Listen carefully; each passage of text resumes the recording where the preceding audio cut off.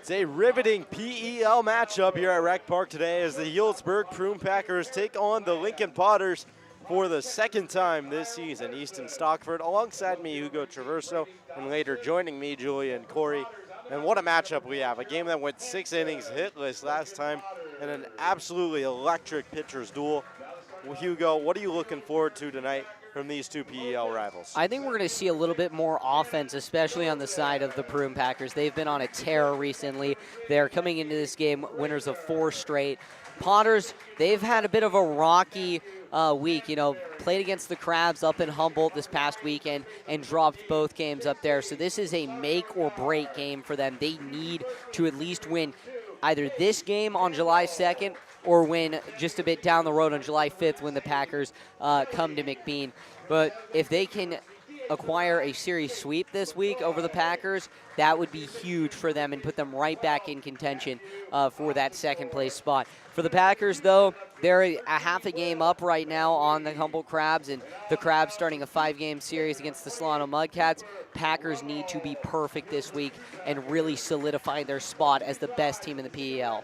We'll send you down to the national anthem and be back with starting lineups in just a moment.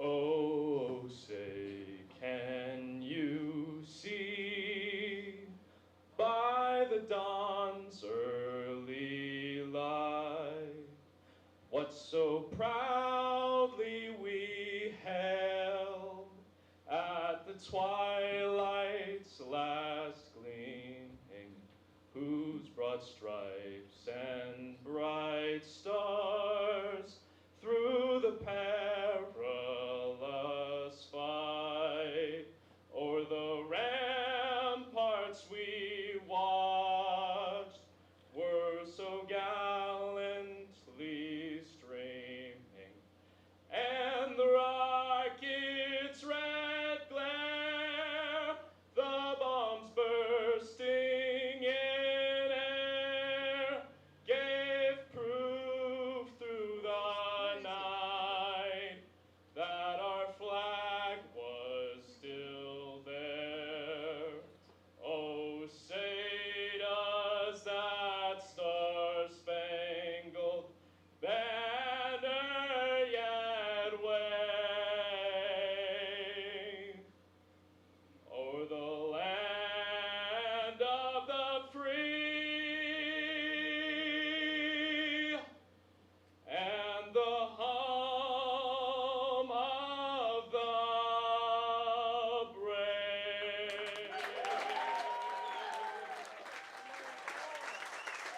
Looking at the Packers in the field, on the mound is Cooper Rummel, just committed to Duke out of the transfer portal. His battery mate behind the plate is Hideki Prather. The left side of the infield, J.C. Osorio, guard at third, Matthew Mansberry at short. The right side is Kate Campbell at second, with Matthew Austinfort over at first. And the outfield from left to right is Will Van Wee, Cannon Golden in center, and Zane Kelly in right field. Solid lineup, not too different from last night. A couple of small tweaks here and there. Jake McCoy is the DH as well. Looking at the Potters batting order, leading off is Jordy Lopez batting second. Aiden Diome in the 3 spot. Ty McGraw. Cleanup is Shane Miller. Mason Belding is hitting 5th. Quincy Marlboro hitting 6th. 7th is Perrin Bland. And then 8th is Kyle Peterson. 9th, Brady Dobson rounding out their lineup. Looking over on the mound for them tonight is Gerald Hansen, Northern Kentucky product. Played there 2 years and started at CSUN. So it should be a good pitching matchup. 2 high-powered lineups, but also important to keep in mind the 2 best defensive teams in the PEL.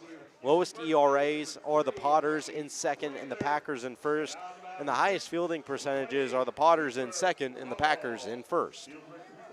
Yeah, Easton, I mean, this is a Potters team that held the Packers to the lowest mark they've been held all season, and they're going to try and keep it even lower tonight. They've got a good 1-2-3 punch to start things off, with Lopez and Dion being good contact speed guys, and then McGraw being that classic power bat that they're looking to send something into the gap, score first, get the Packers a little bit on their hind legs, and see if they can knock them over. However, Rummel on the mound, commanding with his size, commanding with his speed, a guy with a really strong arm. He's going to be gunning through hitters tonight. He had a great performance up in Medford.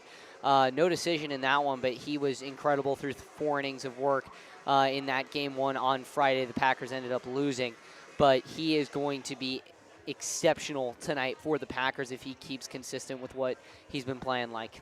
13.2 innings pitched, third most on the team for Cooper Rummel. He has a .66 ERA in that span, has only allowed 6 hits in those innings, 2 runs, one of them was earned, 18 strikeouts, almost 12 Ks per 9. He's gonna have a tough task with this lineup, and it starts with Jordy Lopez out of Cal. He's gonna see a familiar face behind the plate in Hideki Prather. A lot of talent on both these teams. The Potters sit in third right now, currently 2 games back of the top spot in the PL. Healdsburg is the team up top, half a game up on those Humboldt Crabs, as Hugo mentioned. Overtook them last night with their run rule win against Marysville.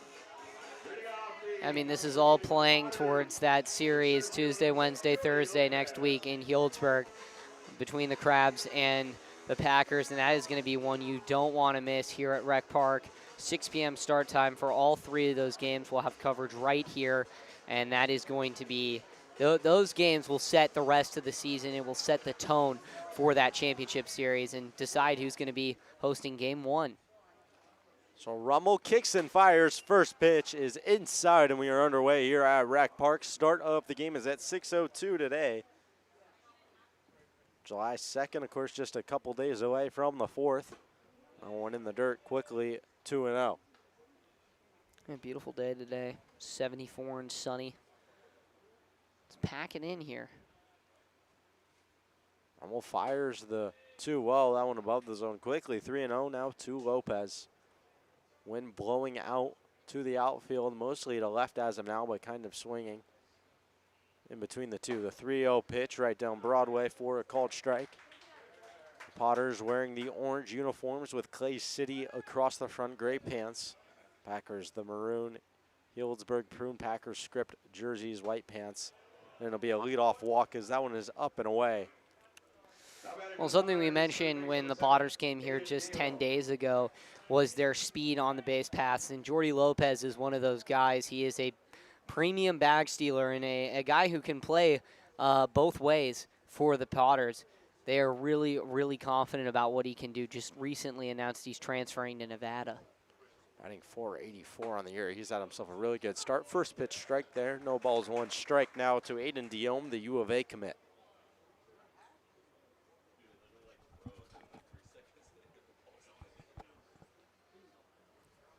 There goes Lopez, cut on and missed. Throw down from Prather on the money, the tag. They call him safe.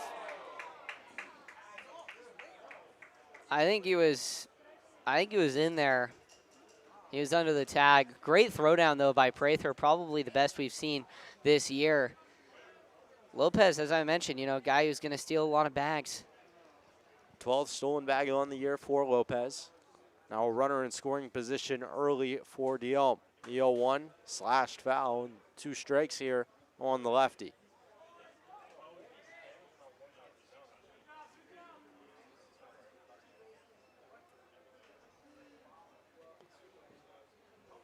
An 0-2 count. Rummel checks over to second. Big lead for Lopez. Here comes Rummel. That one slashed foul down the first base side again.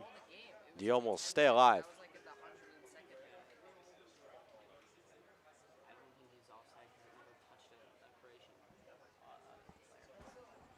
0-2 count still. No one away here. Rummel fires home.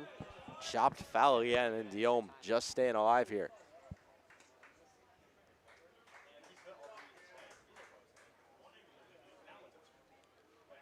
Diome batting .357 on the year. Has 9 extra base hits. most on the Potters. Rummel fires home, swing and a miss, strike 3. Got him swinging on a pitch down in the zone. One away here for Rummel.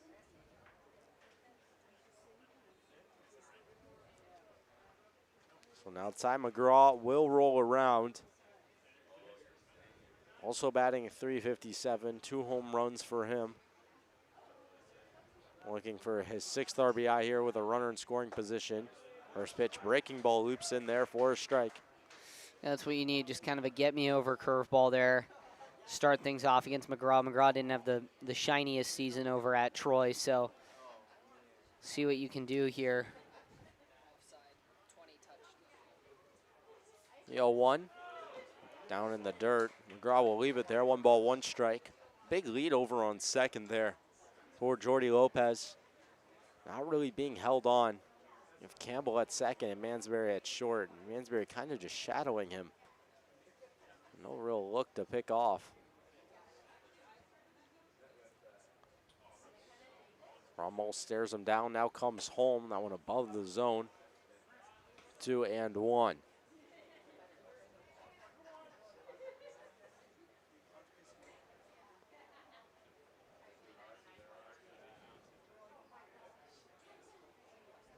Two-one pitch. Misses away. 3 balls and 1 strike to McGraw.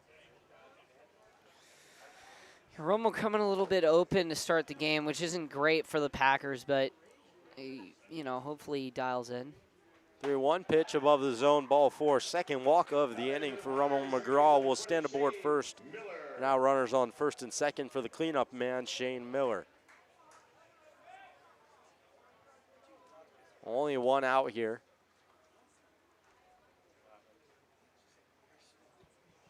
Miller, part of the New Mexico Lobos. Hails from Gilbert, Arizona, where he attended Higley High School. Just finished up his sophomore year there.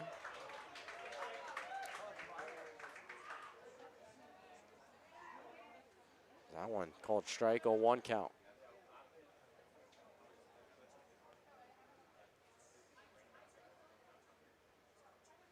Breaking ball loops in above the zone, ball 1.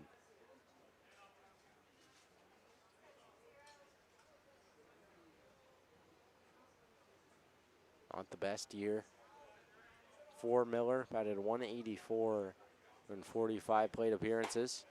That one above the zone again. A 2-1 count here for Rummel.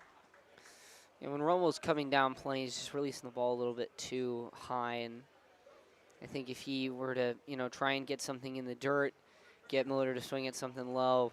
You know, you got Mason Belding coming up next, but 2-1, check swing on the inside corner. Appeal over, he did not go. 3-1 count now. well, I mean that what could be good or could be bad for the Packers is Mason Belding, the designated hitter, is on deck. He just wrapped up his high school career, heading to LSU next year. 3-1 pitch, chopped foul down the first base side. He did not hit very well last year in the PEL. He was batting, I believe, .230. So if you can get him to ground something or roll over, you could have an easy play at the plate for 1 and go to 2, or just turn 2 at second, see what you can do. So Miller choked up here, 3-2 count. Payoff pitch from Rummel is a breaking ball, and that misses. So 3rd walk of the inning for the future Blue Devil. And Hideki Prather will come out and have a word with his righty.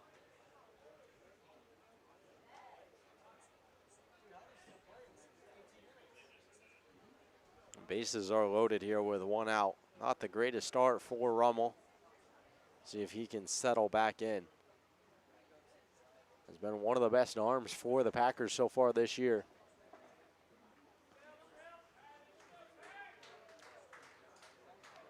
But needs to rebound. Get something shallow in the air or maybe on the ground for a 2-ball. Double play depth for the infield. Sario guard creeping in. That one fouled straight back off the fence.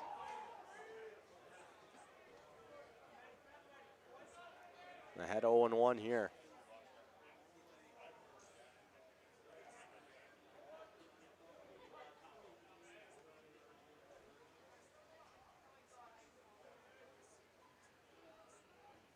A 1 pitch from Rummel is a breaking ball in there called strike.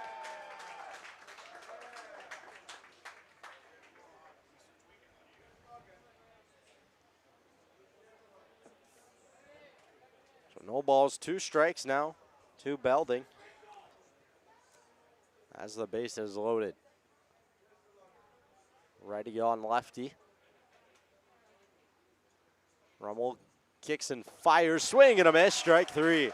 Big strike out there for Rummel, his second of the inning, and he is 2 away and is oh so close to getting out of this jam. I think the Packers are going to need some help in the middle from their relievers, but right now if Rummel can get through this inning, retire Marlboro, and then in the top of the second, send the Potters packing in order, I think we could see some longevity out of him, at least 3 innings, maybe 4. Quincy Marlboro will step in, playing right field today, in a big spot for his first at-bat. That pitch misses low and away.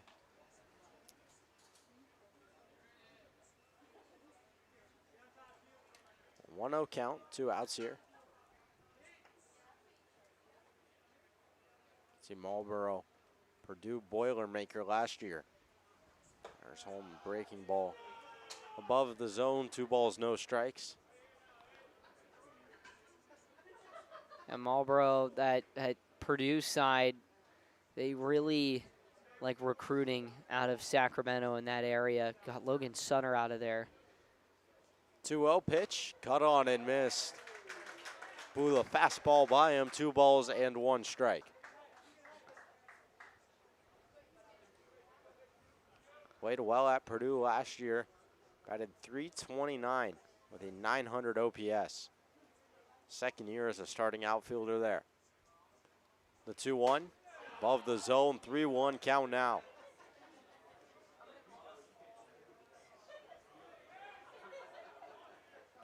Huge spot and a huge pitch for Rummel.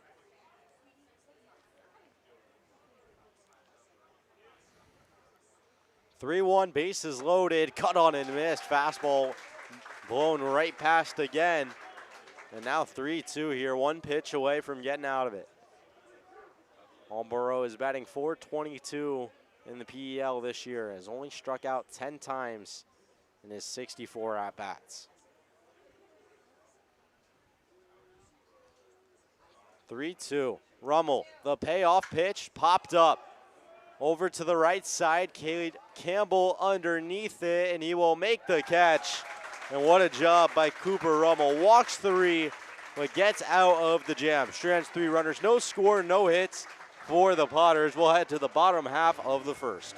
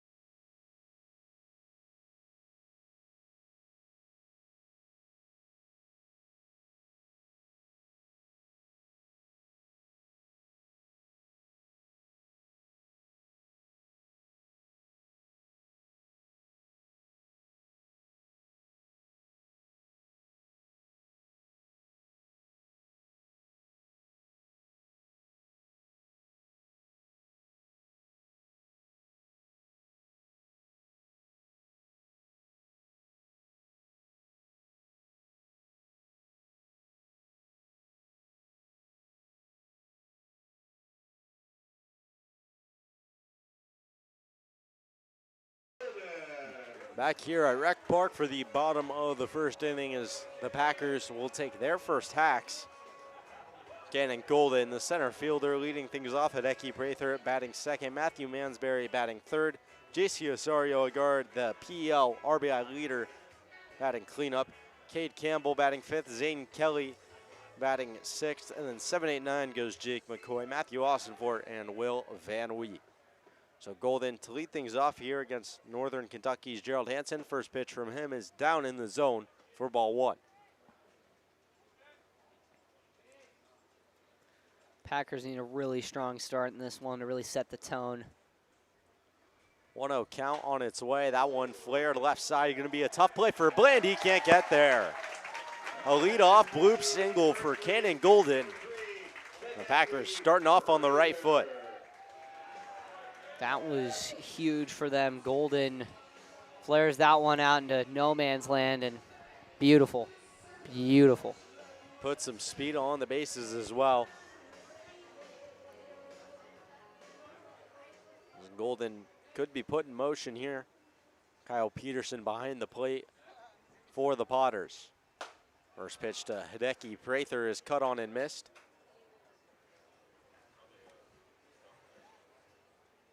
Golden has 5 stolen bags in just 6 games played so far this year. The 0-1 to Prather above the zone. With the absence of Will Patrick, the Packers needed another speedy center fielder, and they got it in Golden. And another speedy SEC center fielder you can add on to that. Breaking ball slips away. 2 balls, 1 strike now to Prather as Hansen can't find the zone there.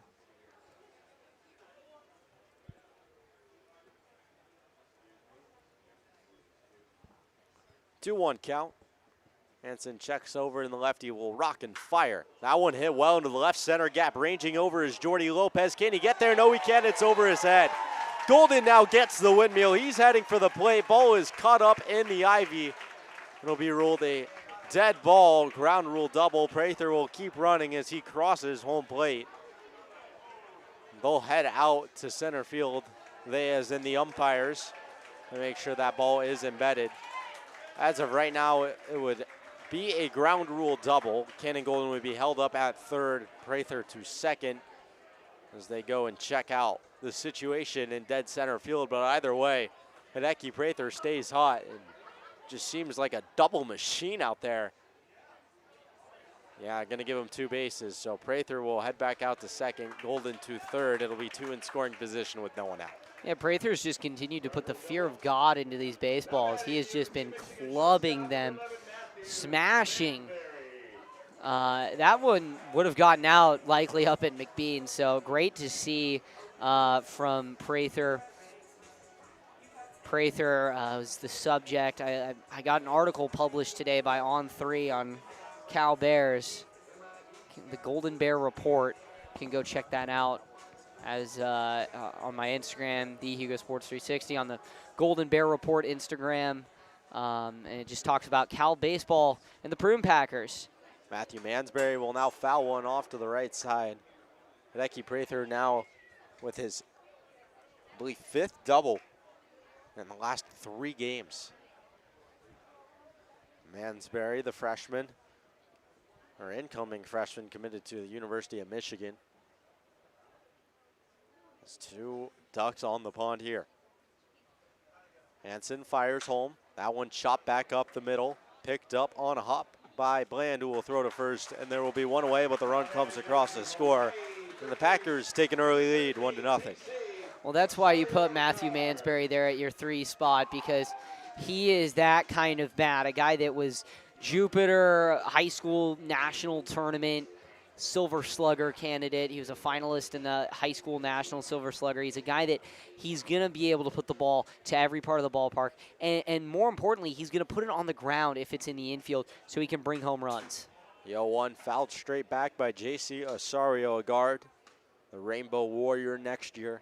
27 RBIs on the year, a league high. Also hitting for average too. His 7 home runs, batting almost 370. An 0-1 count now. Hansen fires home, cut on and missed there. And a guard falls behind 0-2. We'll tell you this, though, if JC is able to connect on one, it's going to go a long way He did it yesterday in his first at-bat. He did it Tuesday in his first at-bat. Can he make it 3 in a row? 0-2, this one hit well, right center field, ranging back is Mulborough to the wall, and it is out of here. Yes, he can. Right on cue, J.C. Osorio, a guard, 2-run shot in the bottom of the first, and an early 3-0 lead for the Pack. What can you say? What can you not say? He's just automatic. The 28th and 29th RBIs of the year for J.C. Osorio, guard, his 8th home run, and he just refuses to slow down. So Cade Campbell will follow up that act with one away. Nonetheless, an 0-2 count there for a guard. First pitch to Campbell, outside, ball 1.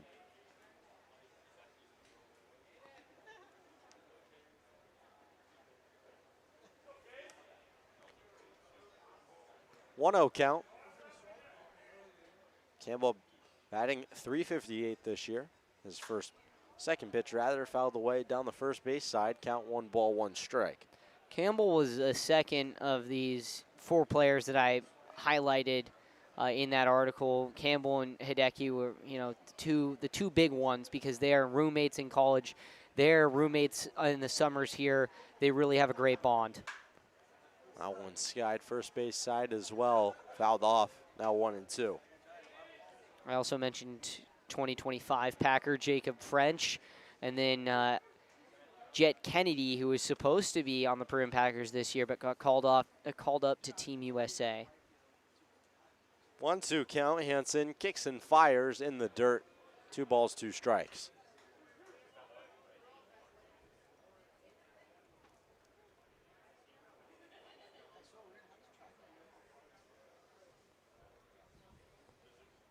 Hansen set. They're 2-2.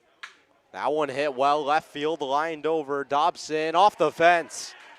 Campbell digging for 2. He'll hold up at first. It'll be a long single for Cade Campbell. He'll keep things going with 1 away. San Diego State, right field, number 8, Zane Kelly. So Zane Kelly will step in. Another really hot bat for the Packers. Almost hit for the cycle last night. Was just missing the single.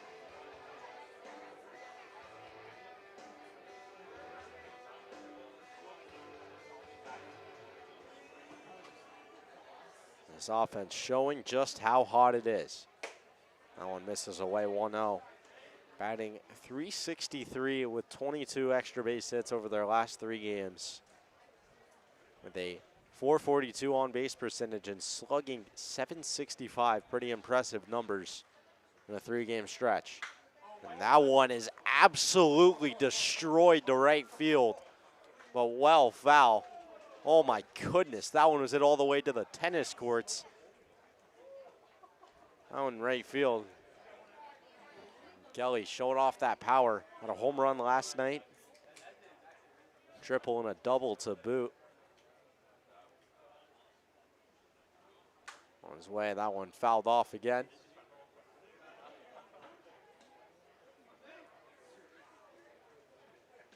Already 2 extra base hits this game. The double from Prather and the home run from a guard. Both of them came around to score. Everyone who has reached base so far has scored, other than Cade Campbell, who stands on first. One above the zone. A 2-2 count now to Kelly. That Kelly foul ball to the tennis courts measures about 430 feet. 2-2 pitch, cut on and missed on the breaking ball, got him out in front. He will be put down on strikes, and there's 2 away. Well, there's always the old baseball saying, foul ball home run almost always equals a strikeout in the actual at-bat, and Kelly falls victim to that one. So that'll bring in Jake McCoy, designated hitter in today's game. First pitch to him, breaking ball, catches the bottom of the zone for a strike. Right on that bottom rail, did catch it according to our track man. Campbell leads off a first. 2 away here, 0-1 pitch. That one, jam shot, right center field, looping, looping, looping. It'll fall for a base hit. Campbell on his way to third. He'll be in there standing up, and a 2-out single for Jake McCoy keeps the party going. Well, that's what you need here. Runners on first and third for another guy who's been incredibly powerful and a guy who can put it deep out into right field, and that's what they're going to look to get out of this here. Matthew Austin-Fort out of Michigan, kind of your prototypical power lefty, adding 290 this year with 5 home runs. Doesn't hit super well from average, but he hits it a long way, as he'll take one in the dirt for a ball. Batting 8th, playing first in today's lineup, has runners on the corners. Van Wee on deck, the 9-hole hitter. Packers one batter away from batting around here. The 1-0, cut on and missed. 1 ball, 1 strike to Austin-Fort.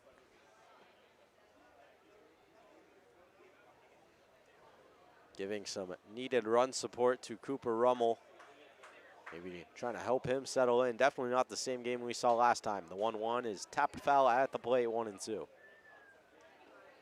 no hitters on both sides into the 6th inning. Last game, this time, Packers score 3 in the first, and Cooper Rummel doesn't give up a hit, but has to get out of a tough bases loaded jam after walking them full. McCoy off of first, 1-2 count. Hansen kicks and deals home, runner goes, throw down on McCoy, swim move, trying to find it, they got him. So McCoy caught stealing will end the inning. Austin-Fort will be due back up in the bottom of the second, but for now we'll head to the top of the second. 3 runs for the Packers.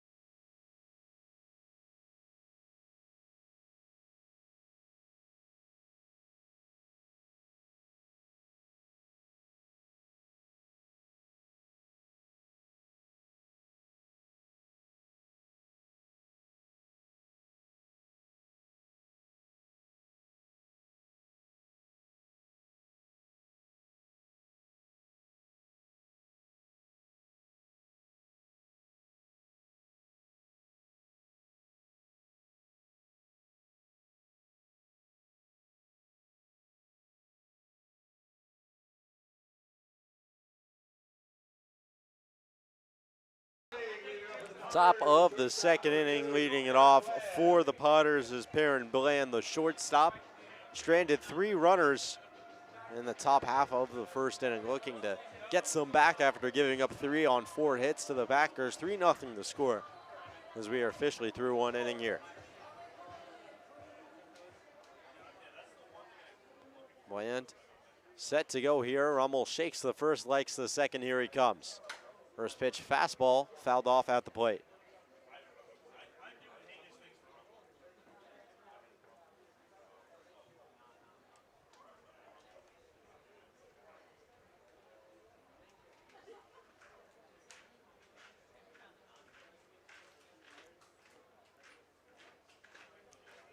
Well, 1 count now. Rummel fires home, back-to-back swings and misses there. Quickly 0-2.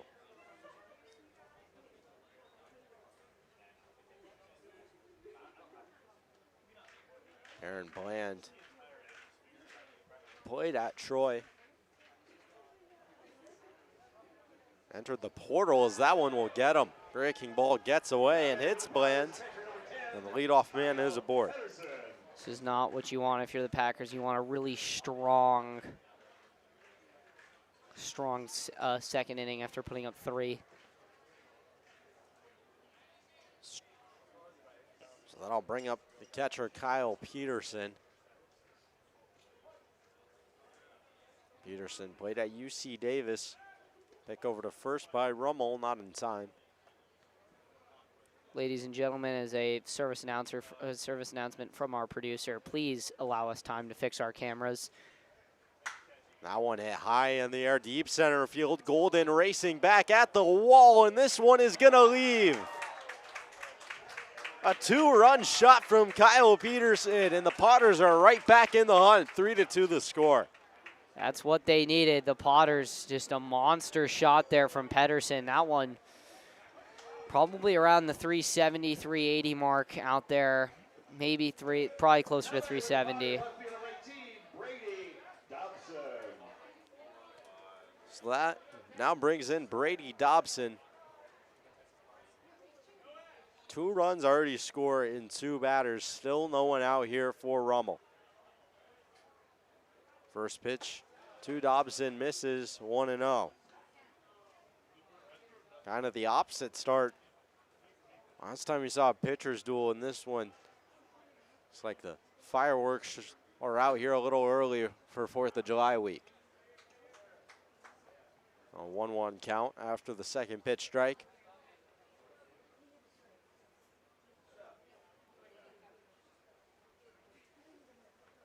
That's way check swing, called strike on the pitch. 1 ball, 2 strikes.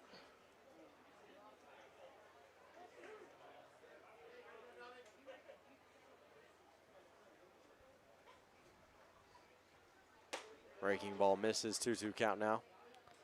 Homer actually measures at 390 feet. That was a monster shot.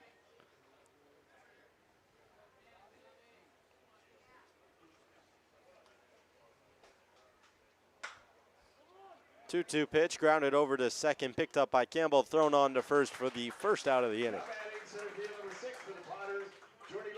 Packers really need a strong performance here to close out this inning, get the bats back up while they're hot.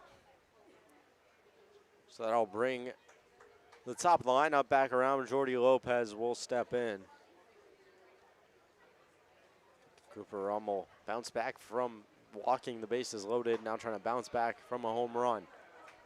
Breaking ball loops in there for a called strike.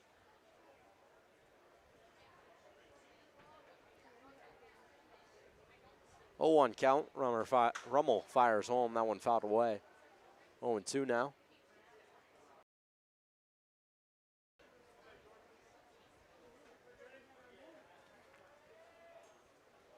So no balls and 2 strikes now to Lopez. He walked his first time up. A bit of a different spot here. 0-2 pitch in the dirt, leaves it there. 1-2.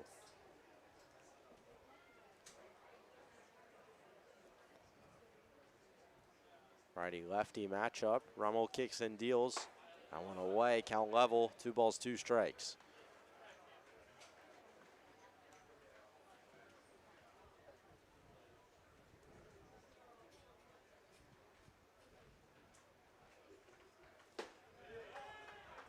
Two twos in the dirt, full count.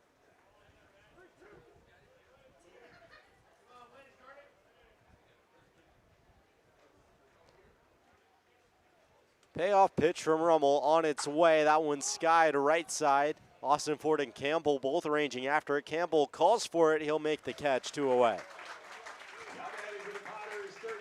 Yeah, Lopez really had to get down and dirty for that one, and kind of almost a golf swing as he popped it out to right field.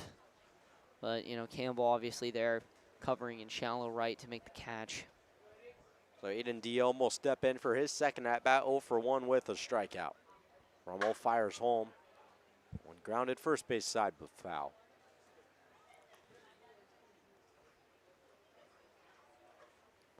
Three to 2 the score. 2 across this inning on a 2-run shot from Kyle Peterson. That one cut on and missed. 0-2 quickly the count for Rummel. Got him to chase the breaking ball in the dirt there.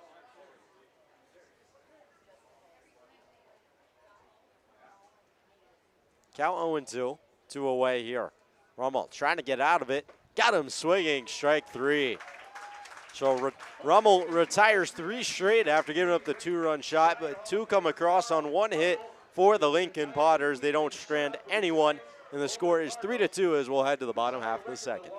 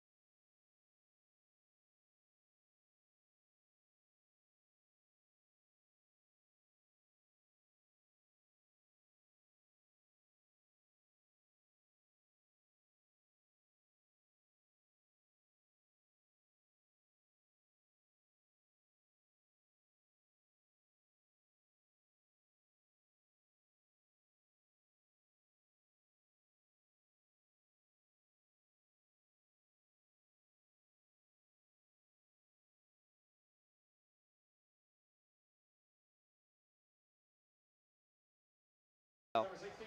2 runs for the Potters in the top half of this inning. Matthew Austinfort will lead it off for the Pack as they look to get those 2 runs in their half of the inning. Trying to get that lead back to 3. 4-1 the total hits right now, 3-2 the score. Austinfort was behind 1-2 before Jake McCoy was caught stealing, so he'll get a fresh start here against Gerald Hansen. Fire home, first pitch breaking ball in there for a strike.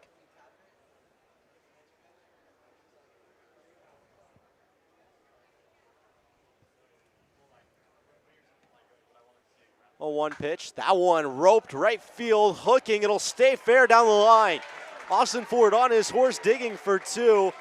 Gets the stop signs from Gomes, and he'll hold up at second. Throws up the Cobras leadoff double for Matthew Austinfort.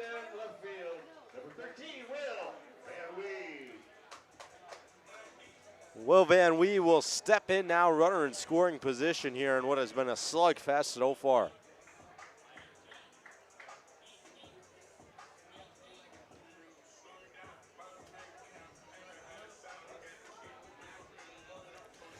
Yeah, Van Wee himself last night had quite the game. A triple and a grand slam. First pitch to him. He'll take it on the corner for strike 1.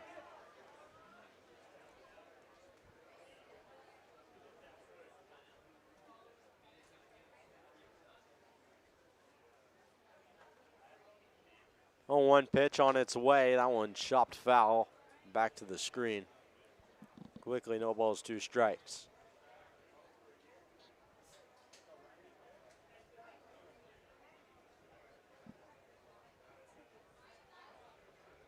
Packers already have more than half the hits from the last time these 2 teams faced off. As Van Wee will take above the zone 1 and 2. They have 4 or 5 so far in this game. That's 7 about a week ago in a 3-0 win. 1-2 pitch, chopped foul. Van Wee will stay alive. Righty out of the University of Houston. He's had himself a solid year. He's been a good corner outfielder for the Packers. 1-2 for a second time. Breaking ball misses outside. Count level 2-2.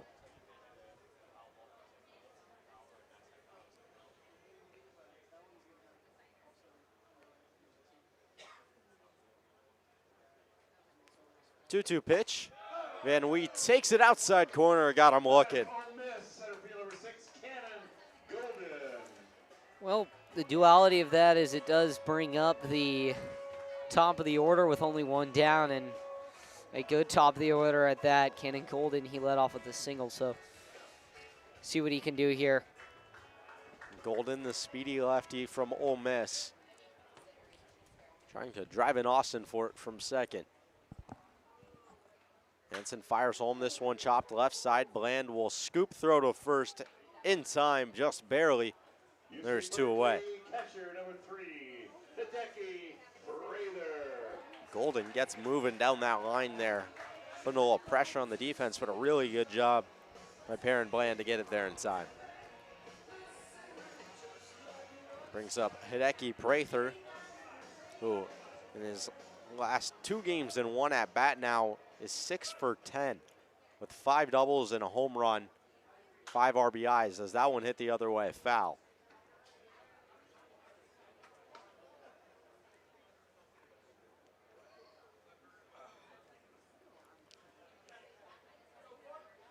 Has been probably the hottest Packer this week since they've gotten back from Medford.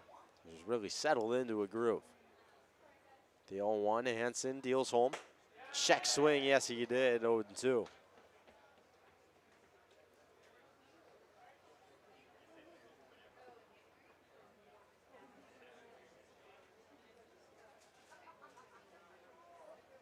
No balls, 2 strikes to Prather. Runner on third, Hansen will fire home. This one skied left side in on the infield. Diome underneath it, right near the line. Backtracking now, and he'll make the catch for the 3rd out of the inning. So 1 hit, 1 stranded after the leadoff double from Austin for it. No runs for the Packers in the bottom of the second. 3-2 remains the score.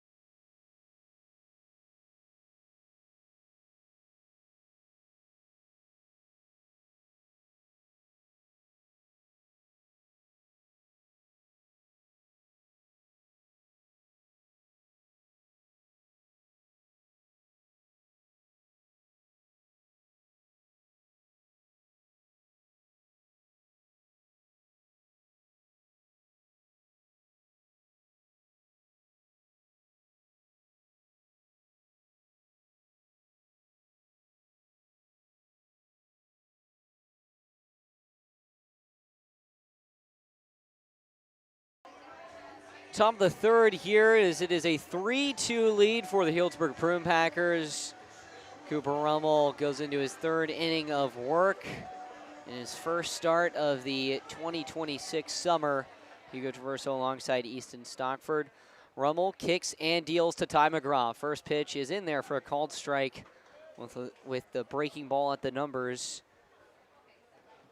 0-1 now. Here's the pitch.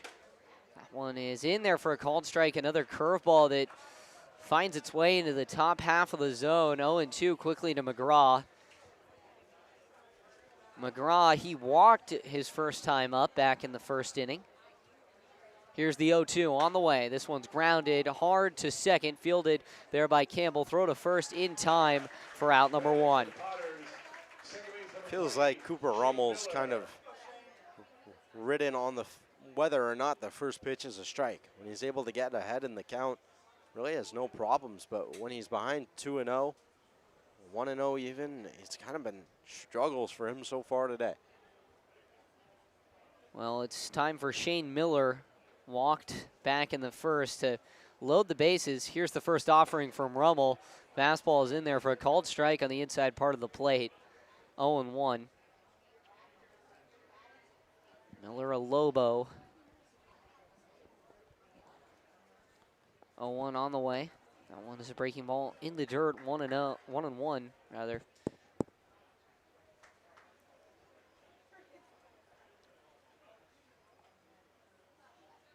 1-1 on the way to the New Mexico Lobo. Swing and a miss. 1-2. As you mentioned, Easton, he's from Gilbert, Arizona. One of the rare additions to his Potters team that's not from the Sacramento-Roseville area. The 1-2 on the way. Big swing and a miss at the breaking ball. Strike 3. Miller sat down. And is now the 4th strikeout on the day from Rummel, as Mason Belding will come to the plate. Really good start to this inning from Rummel. He's given off a leadoff runner in both of the first 2. It's led to some tough spots, so good job to get the first 2 away and put the Potters in a tough spot. Rummel kicks in, delivers to Belding. Goes right back to that breaking ball that falls right in across the numbers for strike 1. 0-1. Belding committed to LSU in his 2nd year with the Potters. Attended Del Oro High School. The 0-1 on the way. That's a swing on, and it's hit on the ground to second. Campbell collects, throws on to first for out number 3. So, quick 1-2-3 inning for the Pack, as they will try and get the bats back up and try and get hot again. They lead 3-2 when we come back. It'll be the bottom of the 3rd.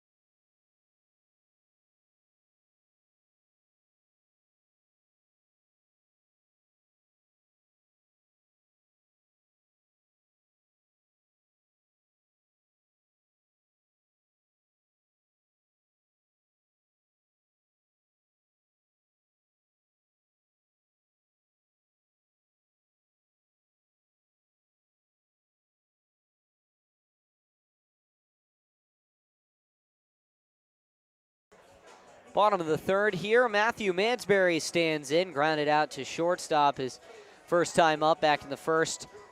Brought home a run, though, and gave the Packers a 1-0 lead. Alongside the man at the behind the plate, rather, in Mason Belding. He's another high schooler going to college next year at a pretty big college. His first offering is in the dirt. Belding going to LSU and Mansberry going to Michigan. Both top high school bats. Mansberry, though, has had a lot more success in the PEL than Belding. The 1-0 on the way. Swing and a miss on the breaking ball there. 1-1 now.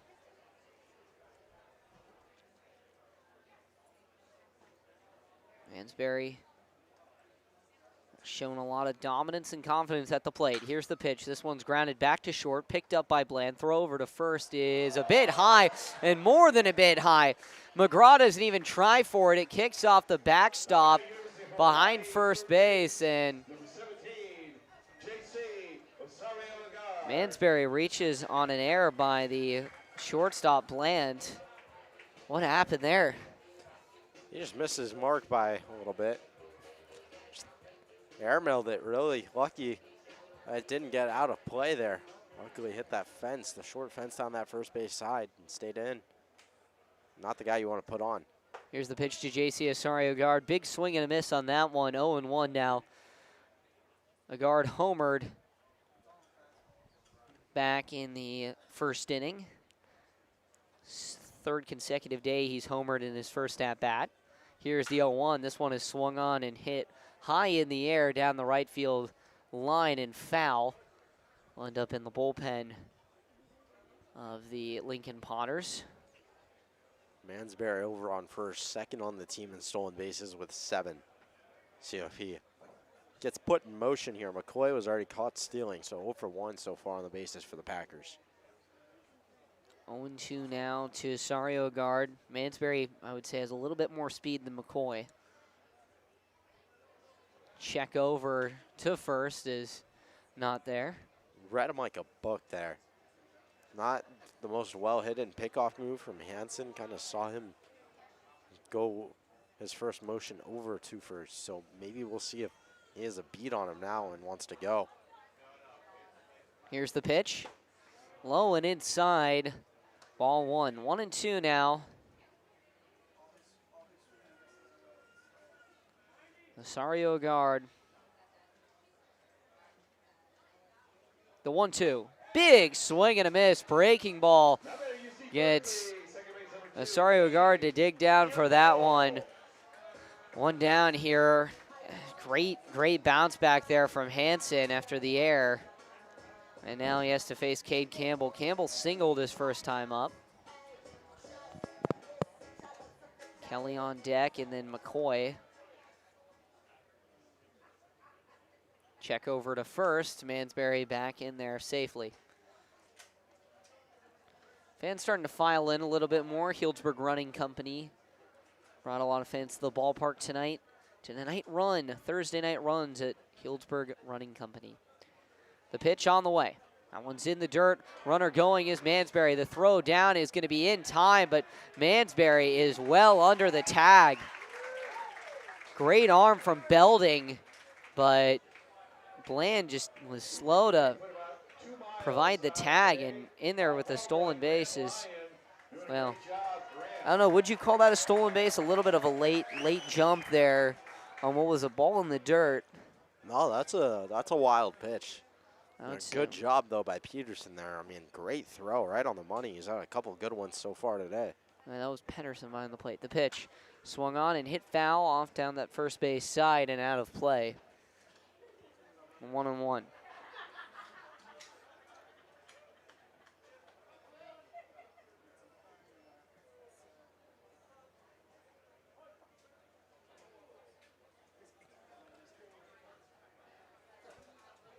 Runner on second. Here's the pitch. The 1-1 is swung on and hit foul straight back.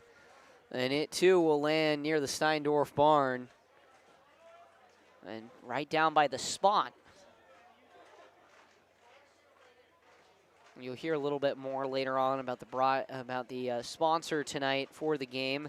You heard it a little bit on our pregame shout on Instagram. Of more on that in just a minute. Here's the pitch. That one skips in the dirt. 2-2 now. Vinda Paws is the official sponsor of tonight's game. 100% of each bottle's proceeds sold tonight at the ballpark will go to helping Sonoma County Animal Shelter. 2-1 on the way. Swung on and fouled straight back. 2-2.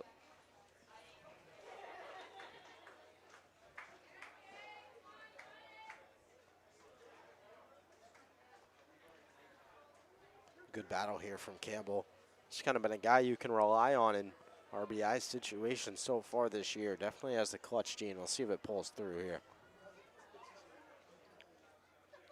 2-2, runner on second. Here's the pitch, and he pops this one up behind home plate towards the Potters dugout, giving chase is Pedersen, and it will fall. Well, it appears it kicked off the netting. Yeah, I don't think Pedersen misread that one that badly to where he Saw it going out of play, and then it landed behind him. Well, count remains 2-2, and the Packers would love to bring up Zane Kelly with only one down. He has that foul line. Well, I think he proved last night. He has foul line precision, and he has, well, tennis court power. 2-2. Pitch on the way. Breaking ball is swung on and fouled. Lined off the third base side. Long at bat here so far with Campbell. He's doing a good job just fouling off and spoiling good pitches out there from Hansen. See if he can reward himself here.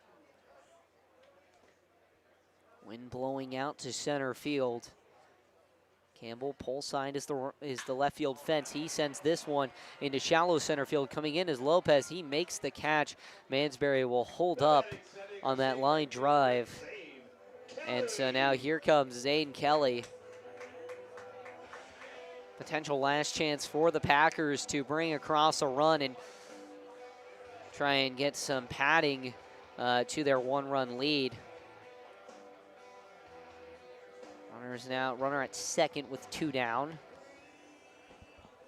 Here comes Zane Kelly.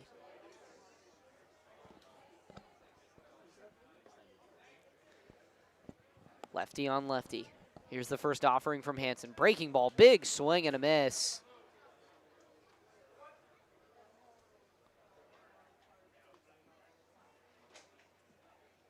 0-1 now with Kelly. Strong left-handed bat. The pitch. Fastball is way upstairs. 1-1.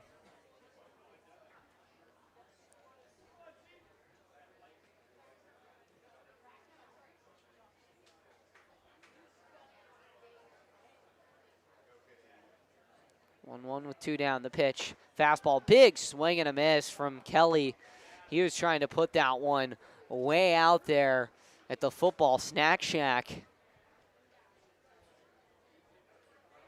Out in right field. That's about a solid 360 feet from home plate.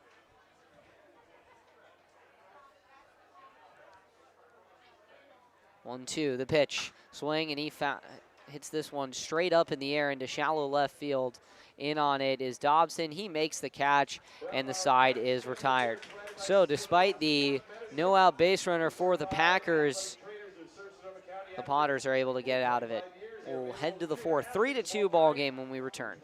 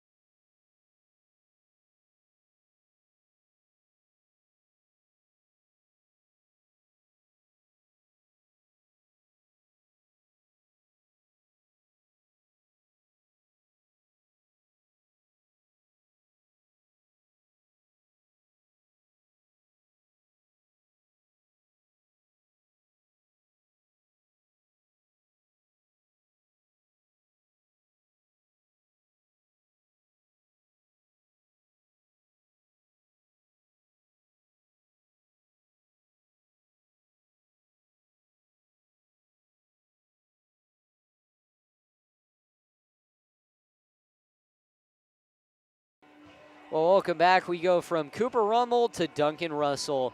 The Cal right-hander takes over after Rummel delivers 3 innings, gives up 1 hit, 2 runs, both earned, 3 walks, and 4 strikeouts. Packers lead it here 3-2 in the top of the 4th. Russell is last time out for the Packers, pitched 4 innings of scoreless ball, only walked 1, struck out 7, and didn't allow a hit. He has been exceptional so far for the Packers, and he'll face Quincy Malbrough to start things off. Malbrough flew out to the second baseman back in the first inning. Russell comes set. Deep breath, kicks, and fires. Breaking ball is in there for a called strike. 0-1. Russell, 9 innings pitched, 1 flat on the ERA. He's 1-0 on the year. He has been really good in the big righty. 0-1 on the way. Breaking ball is in there for a called strike, 2. Goes back-to-back high breaking balls to get ahead in the count. His fastball, it's potent. Low 90s, can provide a lot of swing and misses. Here's the pitch. Goes to that fastball. It's just a bit upstairs. 1-2.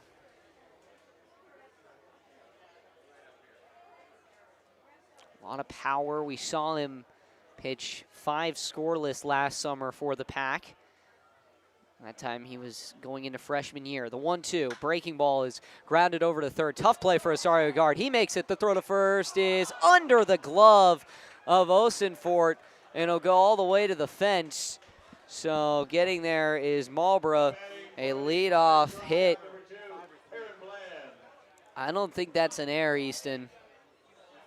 They're going to call it an error on Osario Guard, but a tough play nonetheless for Osario Guard. As now it'll bring up Perrin Bland. Bland, right-handed hitter. Here's the pitch to him. That one's a fastball in there for a called strike on the outside part of the plate. Bland was hit by a pitch to lead off the second inning.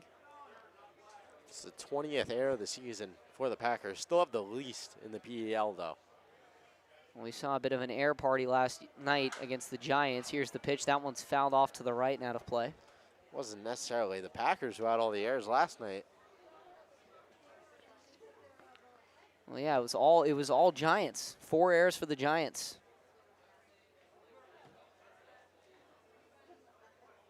So 0-2 quickly now to Bland.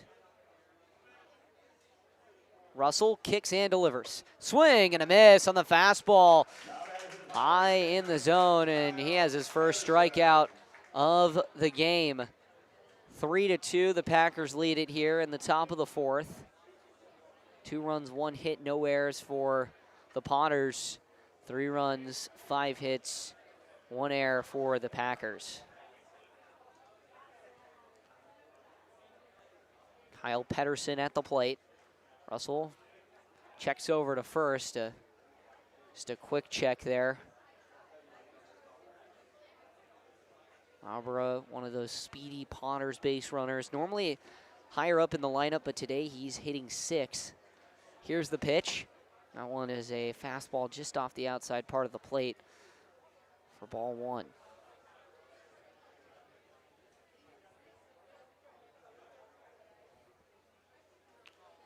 And 9 stolen bases for Marlboro, 6th most in the PEL. The 1-0 is in there for a called strike. 1-1 now. Pedersen hit a homer back in the second inning that brought the Potters within 1. Here's the pitch. Fastball. He gives a healthy swing and a miss through that one. 1-2. He made it a 3-2 ball game. It's stayed at that here until the 4th. Runner on first. Here's the pitch. Swing, and he lines this one into left field. It'll get down for a base hit. Play is made by Will Van Weed out there to hold Marlboro at second. So with 1 down, runners on first and second quickly here for the Lincoln Potters. Good start to Patterson's night as well. 2 for 2, a home run and a single, both with runners on. He had the 2-run homer and then moves the runner up here with 1 out. Really good stuff from him so far. So now with runners on first and second, it's the 9-hitter Brady Dobson. Grounded to second his last time up. See what he can do here. Here's the first offering from Russell. Breaking ball that falls right into the zone there. 0-1. One of those sliders that just starts on in the other batter's box and whips its way back into the zone. 0-1 here. Russell sets. Deep breath, he delivers. This one is swung on and hit hard, line down the right field line, but foul. Ends up over on the track there near the bullpen for the Potters. Quickly 0-2 now to Dobson.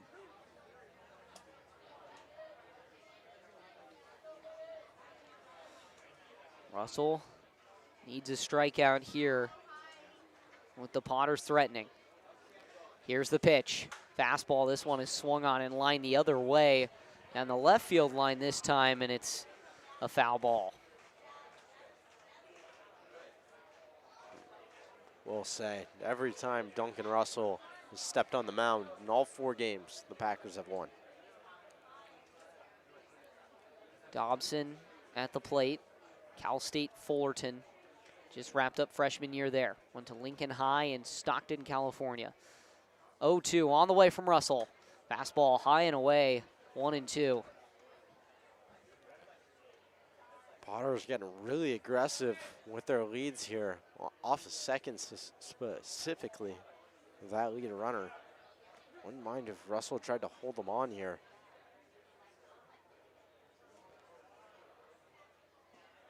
One-two here with runners on first and second. The pitch swung on and grounded foul down the first base side.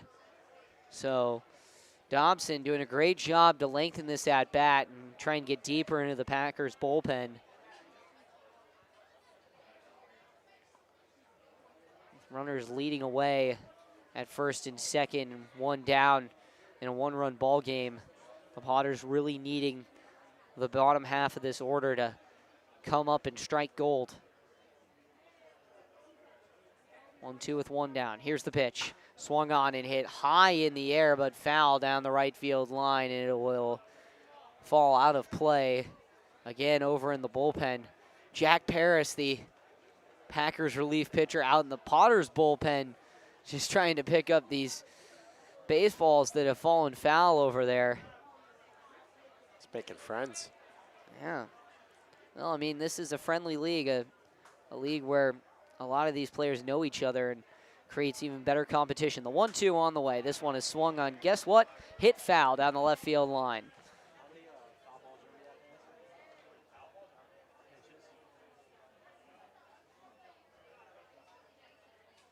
So still 1-2 with 1 down.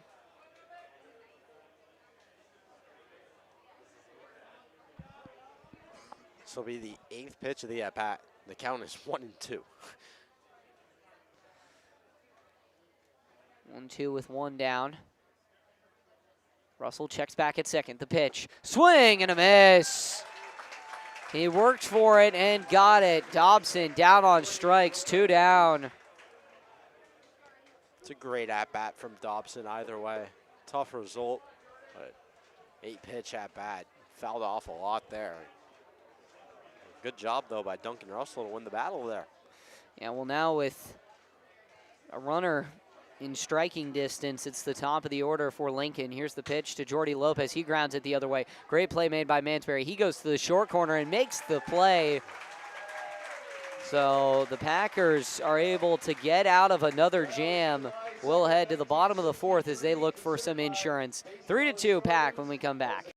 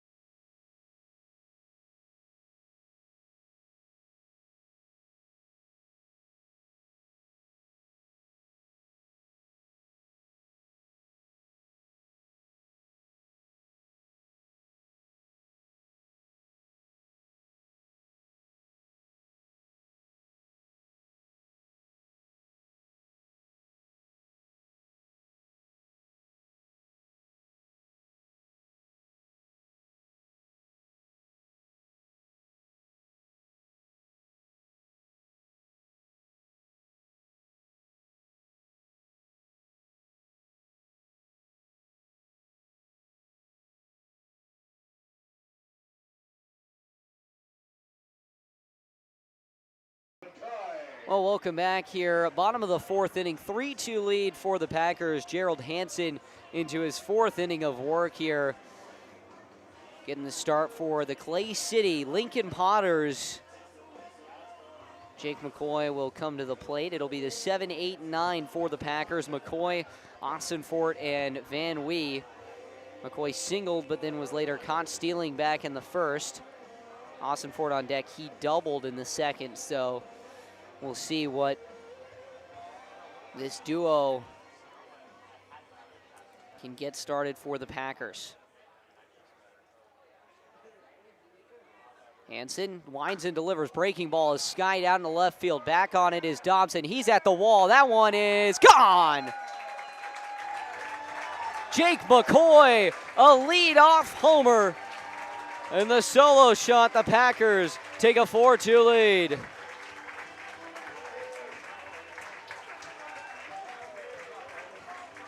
Another bomb for Jake McCoy.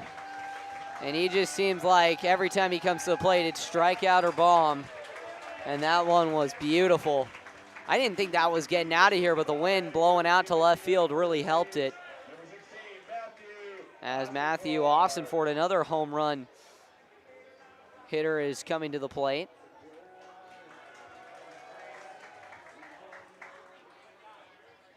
Ossenfort, left-handed hitter, facing the lefty Hansen. Hansen winds and delivers. Fastball is in there on the outside part of the plate for strike one. 4-2 ball game here in the bottom of the fourth with nobody out. A 1 on the way. Breaking ball is low, 1-1. Potters have someone stretching out there in the pen. Nobody up and throwing just yet. The pitch from Hansen. Fastball, big swing and a miss. Ossenfort wanted everything and then some with that one. Bryson DeChambeau looking swing. Aggressive and wanting all of it. 1-2 now to Ossenfort. The pitch, fastball. He swings this, hits this one foul straight back. 1-2 now.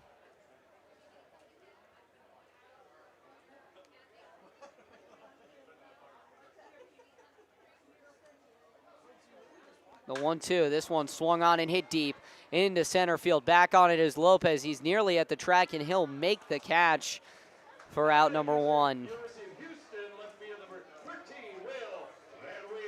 As here comes Will Van Wee. Van Wee, strong right-handed hitter out of Houston. Struck out looking back in the second inning. See, it's tough for Ossenfort there. Really hard hit ball. Probably leaves if he pulls it. Just the wrong part of the park. Here's the pitch to Van Wee. He hits this one the other way into right center. Over on it is Marlboro, and he makes the catch.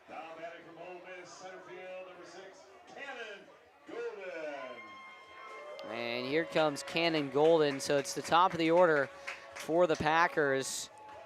Golden, Prather, and Mansberry. Golden, strong left-handed hitter. Here's the pitch. Fastball is swung on and hit foul down the left field line. 0-1.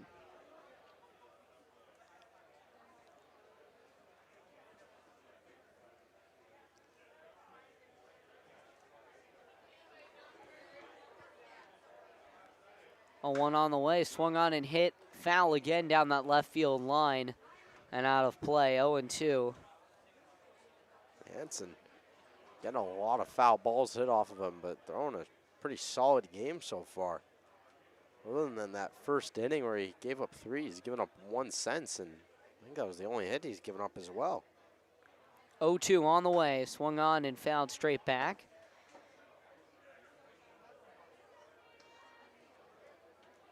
He's given up 2 hits since the first inning.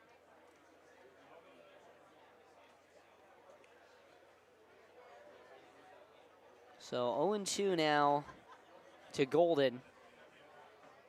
1 for 2 in the ball game. Here's the pitch. Fastball. He lines this one into center field. Falling, and Lopez runs in and makes the catch. And the side is retired. So the Packers are able to get a run across with the solo shot from Jake McCoy. We'll send it to the top of the 5th inning as they look to have another strong inning of work from Duncan Russell.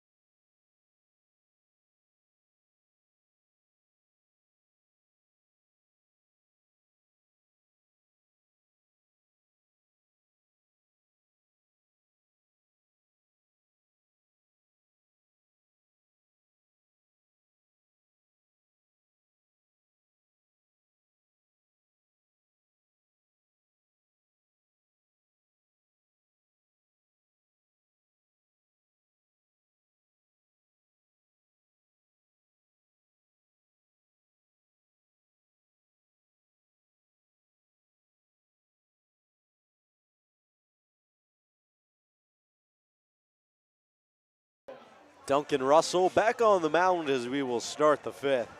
Aiden Diomo lead things off. The third baseman is 0 for 2 with a pair of Ks. Lefty bat trying to get things going. The Potters trail by 2, 4-2 the score. Julian Corey now joins me in the booth.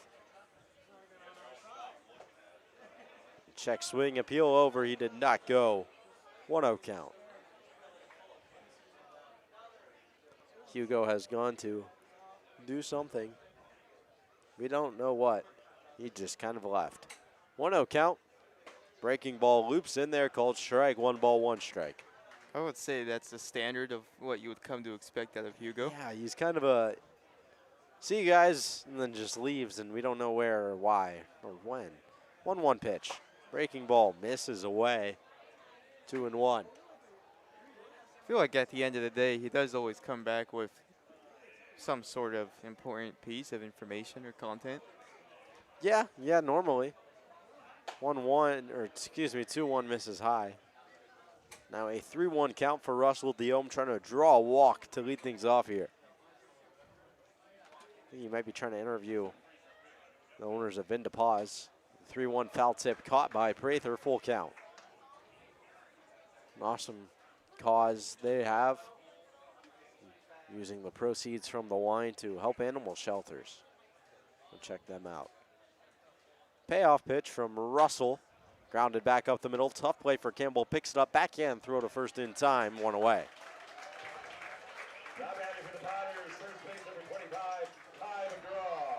That'll bring up Ty McGraw now.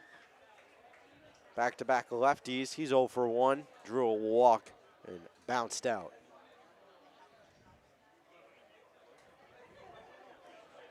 I mean, you know, if the Packers need any of it, now we're 4 for 4 in games Duncan Russell has pitched so far this year. That one shot the other way into the gap. Racing over. Diving catch. Oh, my goodness. Will Van Wee. Dun-dun-dun. Dun-dun-dun.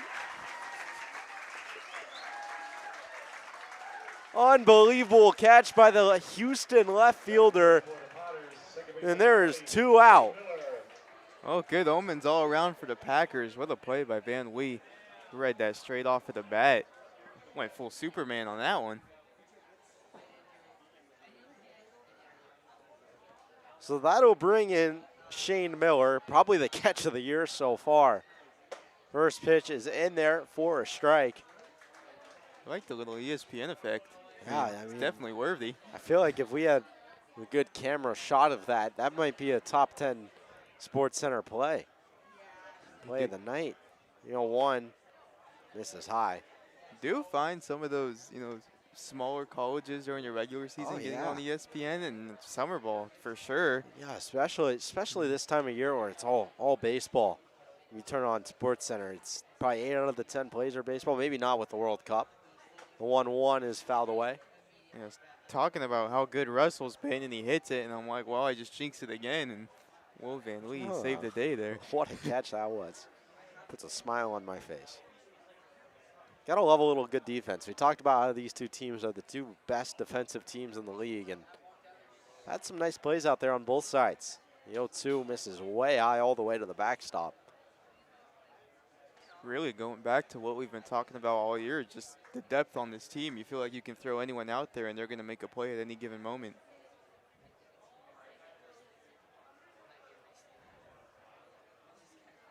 One-two count now for Russell. Kicks and fires. That one jam shot left side. Prather tracking it on top of the grandstand. It goes. We will retry the 1-2. Miller staying alive, 0 for 1 with a strikeout. Also walked in this one.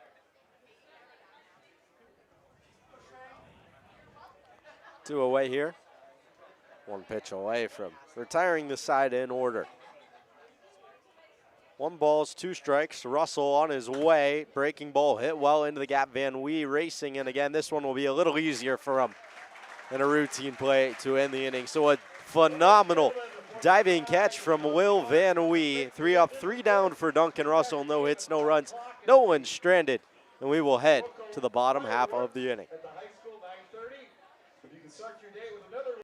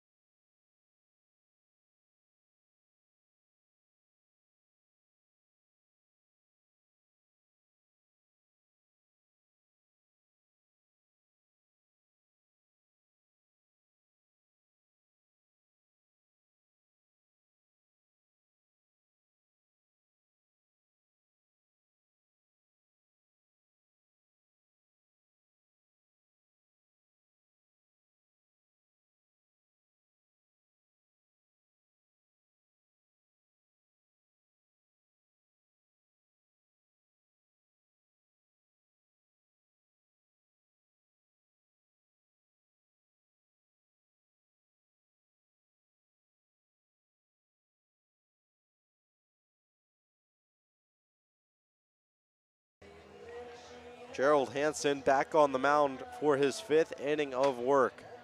He's gone 4 innings, giving up 7 hits, 4 runs, no walks, and 3 strikeouts to this point.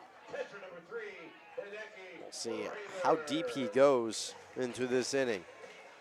We'll go Prather, Mansberry, and Asario Agard. 3 hot bats in the lineup for the Packers. It's really been about the doubles for Prather. 53 in total for the Packers, #1 in the Pacific Empire League. I think Hideki probably accounts for a good amount of those now. I think the ballpark certainly helps too.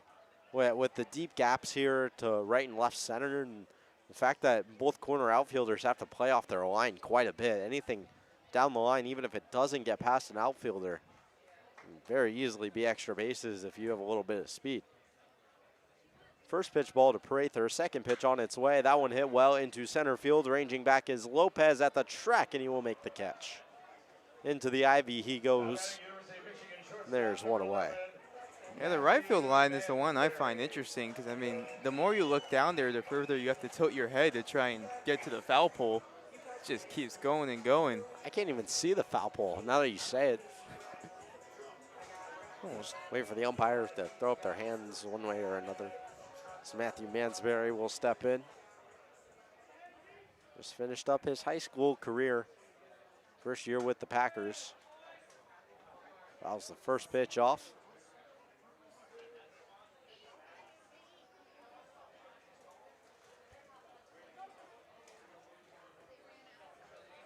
410 on the year with 8 RBIs.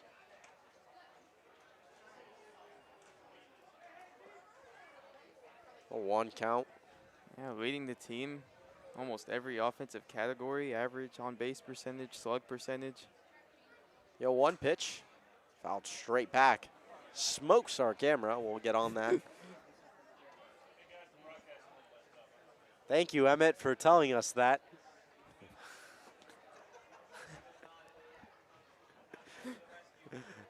It's pointing straight up. Luckily, you can't see us. Luckily, you can't see Emmett. Tough sight. 0-2 count now. The lefty fires home to Mansbury, misses above the zone and away. 1-2. Definitely like to have fun down there in analytics. Give us the stats we need, though. Not really. And awkward swing and a miss there from Mansbury as he's put down on strikes. Quickly, 2 away, 2 up, 2 down for Hansen. Looked like he kind of got a little lost there on that off-speed pitch. He saw it out of the hand and thought it was something it wasn't. I think it was a ball as well outside there. Nonetheless, he's put away. JC Asario guard now will step in, 1 for 2 with a home run. First pitch he sees is up and away. See, Easton, we would never know if it was a ball or a strike if we didn't have our analytics team down there. The thing is, though, they didn't tell me, so I have no idea, but it looked like a ball to me. I don't really have a great angle at the monitor. 1-0 count. Hansen fires home big. Swing and a miss there from a guard. Count 1 ball and 1 strike. It's a big 3-run homer in the first for a guard. Got the pack started. Leads the team with 32 RBIs. 1-1 is away. 2-1 count.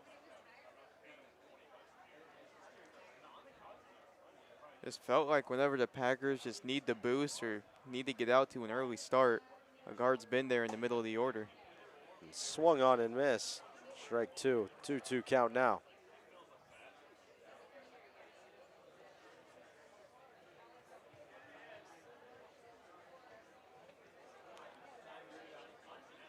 So the deuces now to a guard. Hansen set, rocks, and deals. Cut on and miss. Strike 3. Back-to-back Ks for Hansen. He gets through 5. 3 up, 3 down, and we will head to the 6th inning.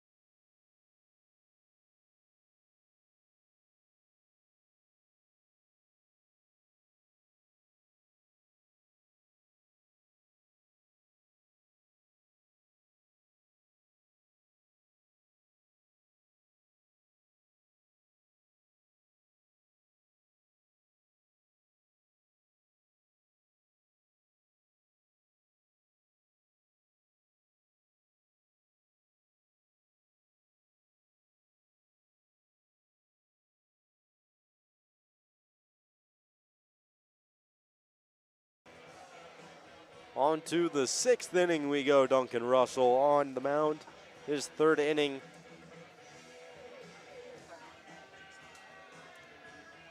He'll face Mason Belding to start off this top half of the 6th. First pitch from Russell misses up and outside to the lefty. 1-0. Strikeout and a ground out to second for the DH Belding on the day. See if we can get something going here for the Potters. That one lined right side. Jumping effort for Campbell, but he can't bring it down. And a leadoff single for Belding. Right fielder right, Quincy Malbrough. Quincy Malborough will try and move him ahead now. Those back-to-back innings with some nice web gems there. Just out of the range of Campbell. Marlboro 0 for 2 did reach on air his last time up.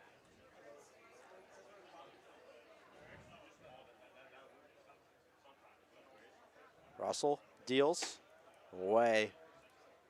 1 ball, no strikes.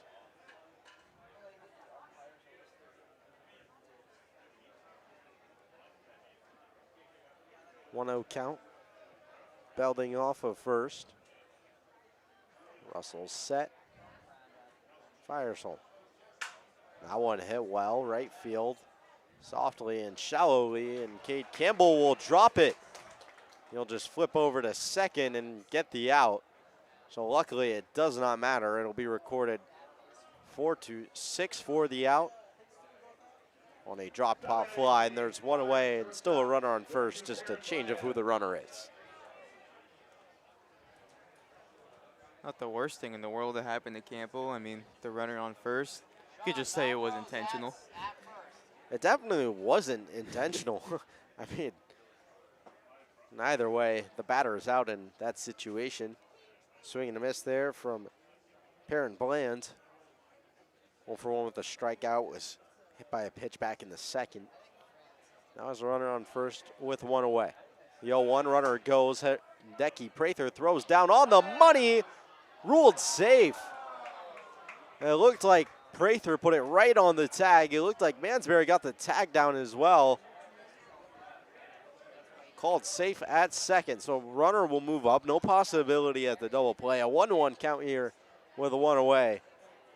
Belding must have just slid under the tag, 'cause I mean, Mansberry did everything right, let it get deep, and put the tag straight down. Definitely close, but it looked like he might have had it. The 1-1 breaking ball just misses.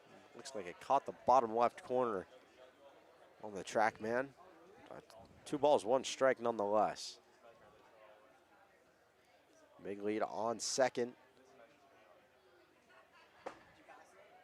Comes home, misses inside, 3-1. You know, Russell hasn't been very much into the giving up hits game in his work. Now 11 and 1/3 innings, only the 3rd hit allowed he's allowed on the season. He's got a 3-1 count. Walk wouldn't be the worst thing. Runner goes, cut on and miss. Prather no throw. Strike 2, full count now, and a really good jump there from Mason Belding.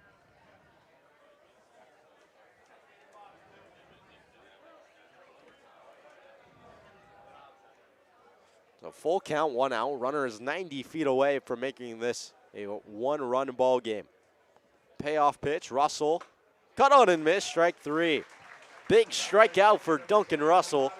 2nd out of the inning, and he is 1 out away from stranding the runner on third, and here comes Joey Gomes from the third base dugout. We'll see if they go to the bullpen. Not sure who would be in line next.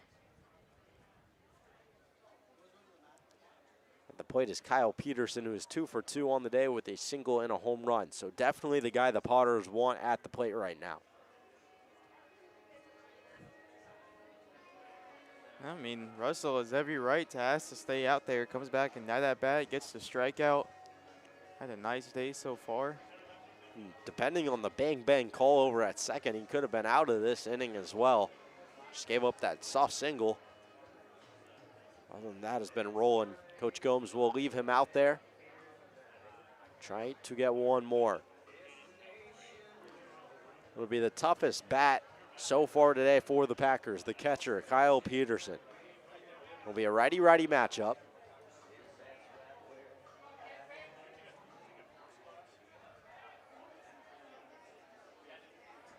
Peterson from UC Davis.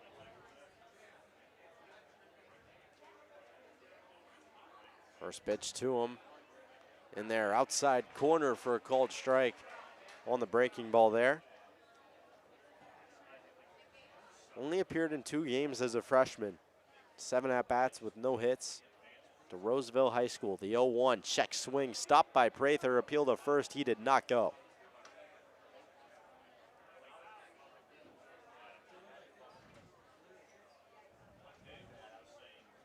It's a close one there, maybe. In another world, they have the ABS check swing system in collegiate summer ball.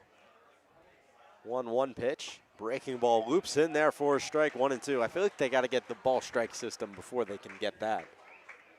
Got to start somewhere. Baby steps first. A 1-2 count for Russell. Trying to strand the runner on third here in the 6th. On its way, and he misses. Good stop by Prather behind the plate. Hideki Prather has looked really, really strong defensively. He's had a couple of good throws that had calls that were close and really could have gone either way. I mean, the bat's been the main point of emphasis with him, but he can do it from both sides of the ball. It's important to this team. 2-2. Chopped on the ground, third base side. A guard picks it up, throw to first in time. Duncan Russell, after giving up the leadoff single, puts down 3 in a row and strands the runner on third. Still 4-2 the score, no runs on 1 hit, 1 left aboard for the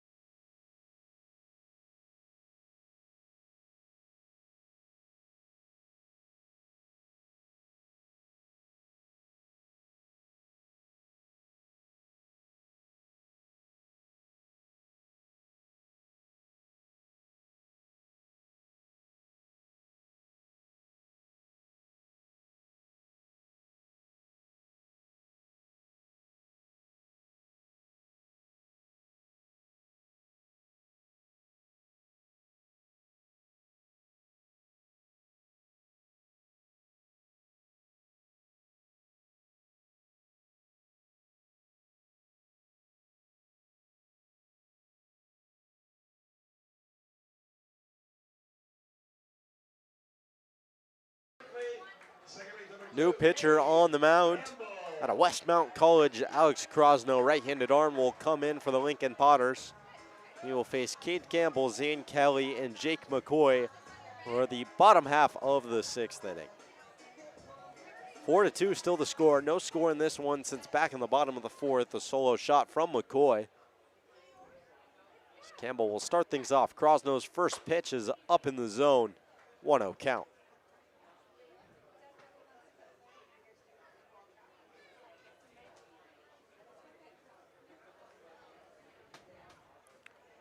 Crosno fires away now.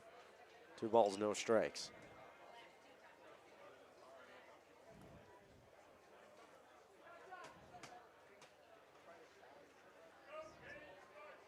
Crosno comes home again. That one gets away quickly. 3-0. Out of Cal Berkeley, Cade Campbell. Good patient at bat from him so far. Hasn't got anything too competitive. I want to get me over strike there at the top of the zone. 3-1 count.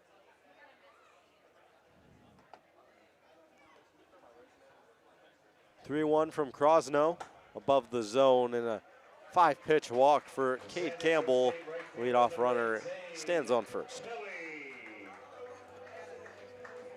Hear that bat there from Campbell. It's an important runner for the Packers. they can drive them home, give them a little bit more of a cushion as we head into the later stages of this ball game. Campbell has some speed too. And Kelly 0 for 2, but probably a guy you want to have at the plate. Feels like he's doing this one with how hot he's been as of late. Squares the bunt, he'll pull back, called strike on the pitch.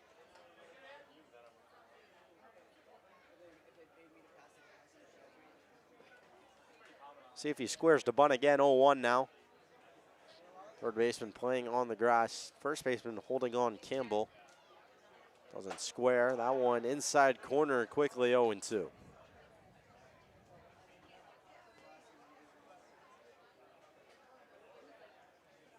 No balls, 2 strikes. Crosno searching for his first out of the game. On a breaking ball, looked like a sinker maybe there, got away from him. Yeah, it had a little bit of run on it away from Kelly. The right side, you can only assume. He had some serious arm side movement. Not too many pitches that'll do that for you. 1-2.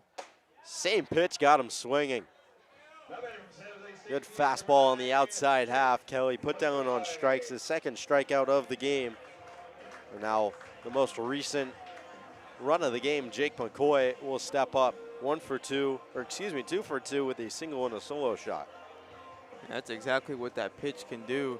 It's lethal. It's almost a double-edged sword because if you throw it into a lefty, it starts at the front hip and make him back off and maybe catch the corner, and then right there starts it on the outside part of the plate and gets a chase. First pitch, strike 2, McCoy, right down Broadway, 0-1.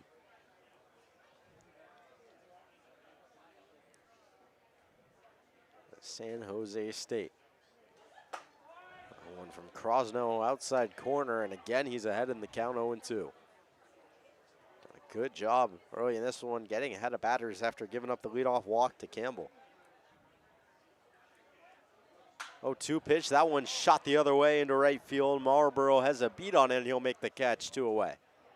University of Michigan, first base, number 16. It is I would say for Jake McCoy stand, there's a pretty soft out, but I like the approach there because, I mean, it's really the only thing you can do on a pitch that's moving like that is try and take it the other way if he leaves one over the plate. So with 2 away now, Matthew Austinfort will step up to the dish. Still has Campbell over on first. Packers looking for their first hit of the inning. Only have 1 hit in their last 3 innings. And only have 2 since all the way back to the first. Definitely shaping up to be a close one here down the stretch. Campbell goes, got a great jump. No swing from Austinfort, called strike. No throw from Pedersen, a stolen base from Cade Campbell.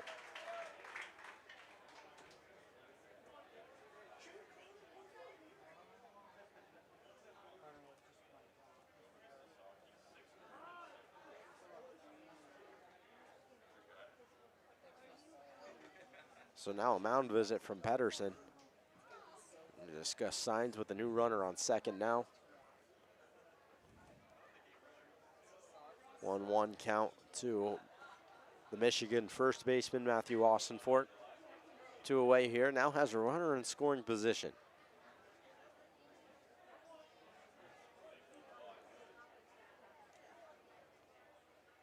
Grosno set, big lead on second from Campbell. Fires home, that one fouled straight back, 1 ball, 2 strikes.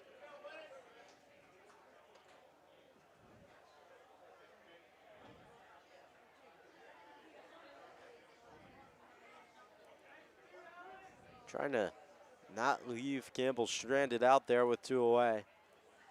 Giving themselves a little extra insurance here. Grosno trying to get out of it. 1-2, chopped left side, it'll be foul. He will stay alive. Austinfort 1 for 2 with a double. So hit one deep to center field for a fly out in his last at bat. Definitely seeing the ball well so far in this one.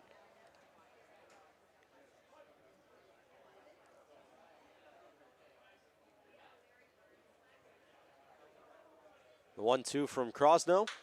Chopped right side. Miller will pick it up and throw to first, and that will end the inning. So bottom of the sixth goes no hits, no runs, one left aboard for the Packers. Can't take advantage of the leadoff walk from Cade Kimball. And we will head to the seventh inning at a score of 4-2.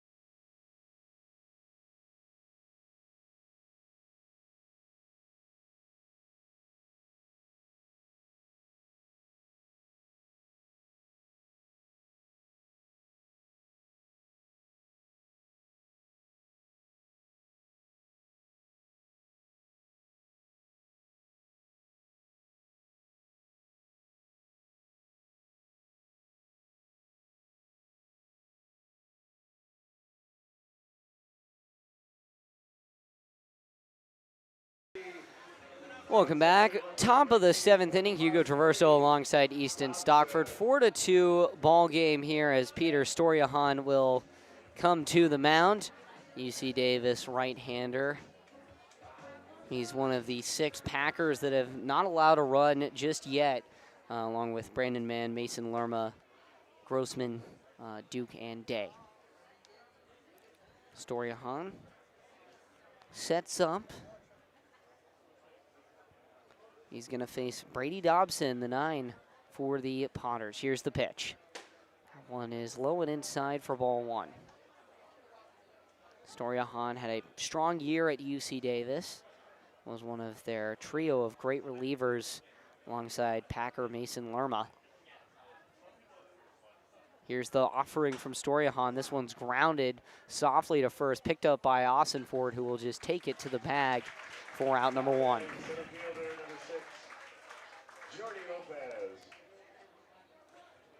So now it'll be Jordy Lopez in the top of the order here for the Potters. Lopez, speedy two-way player, left-handed hitter. Another guy out of Sacramento, California. Here's the first offering from Storiahan. Fastball is outside for ball 1. Storiahan standing at 6'5", very prototypical UCSB arm, and that's who initially recruited him. Went to UCSB for 3 years and then came here. Here's the pitch. Breaking ball, check swing, did he go? No, he did not. 2-0. It's been really efficient. 12 strikeouts, just 3 walks. Excuse me, 6 strikeouts, just 1 walk. Reading the wrong column there. 2-0. Fastball high and away, 3-0. Well, the Packers don't need a walk here. They need to keep things going.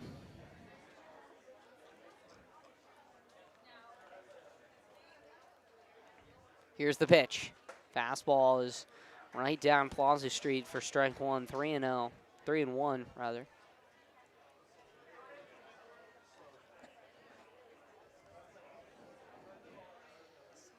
One down here. Here's the pitch from Storiahan. That one's way inside, and Lopez walks.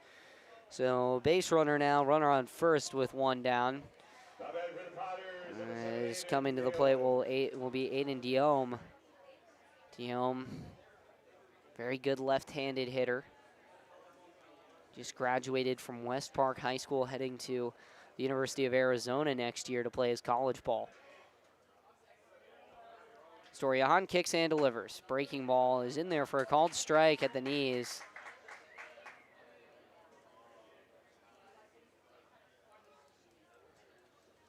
Diome, powerful hitter, good power, speed, and contact combo. Most scouts wouldn't have him as a 5-tool player, but he definitely is 3 or 4. The 0-1 is low, 1-1.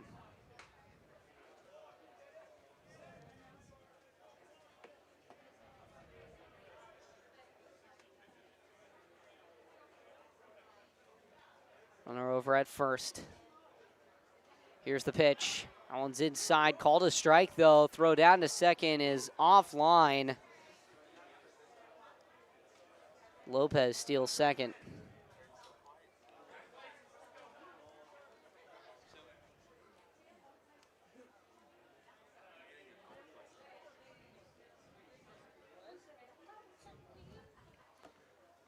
One-two with one down. Here's the pitch. Fastball is in there. Called strike 3 across the letters. So 2 down there as Ty McGraw will come to the plate. McGraw, they'd love for him to power one out here and tie things up.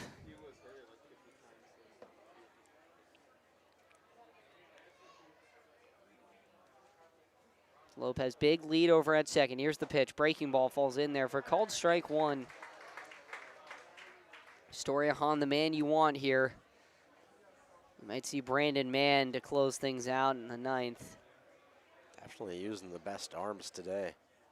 Makes sense. Packers don't have another league game till Saturday or Sunday rather, as that will also be against the Potters. That one fouled off 0-2. That time it'll actually be up in Lincoln. We will not have coverage for that game in Lincoln. We will have coverage for the following and last game in Lincoln. Packers will play in the regular season July 23rd. It's part of a 2-game series back-to-back. The 0-2. Fastball is lined up the middle. Play is made on the hop by Campbell. The throw over to first is offline. Ossenford lost it. Coming across to score is Lopez. And a great job there by McGraw to sprint up the baseline. Question is, what are they assessing that, Easton? Sean, what is it? Sean, air on 4? Okay.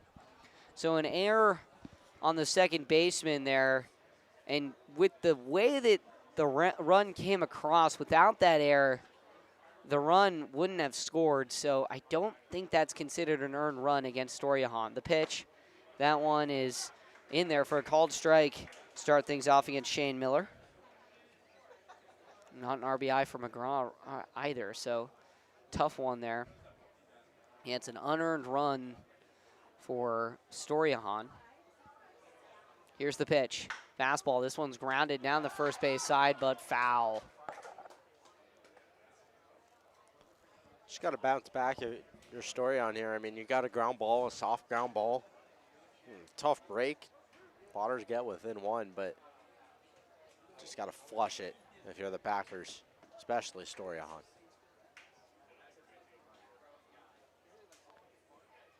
0-2, the pitch. Swung on and popped up into foul territory, and Prather will watch as it bangs off the roof of Recreation Park.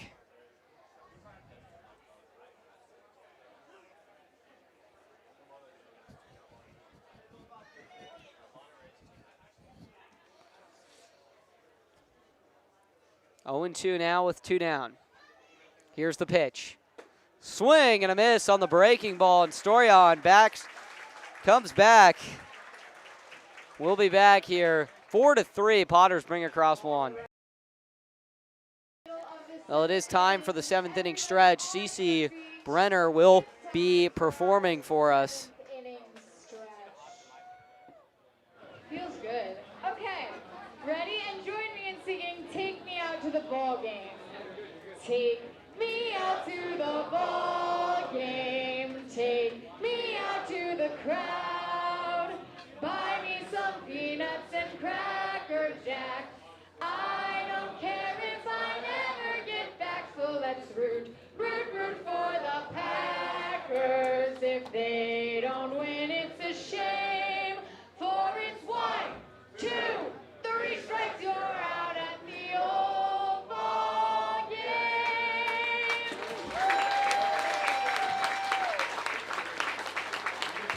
CC does it all. She's one of our 20 interns here working the summer.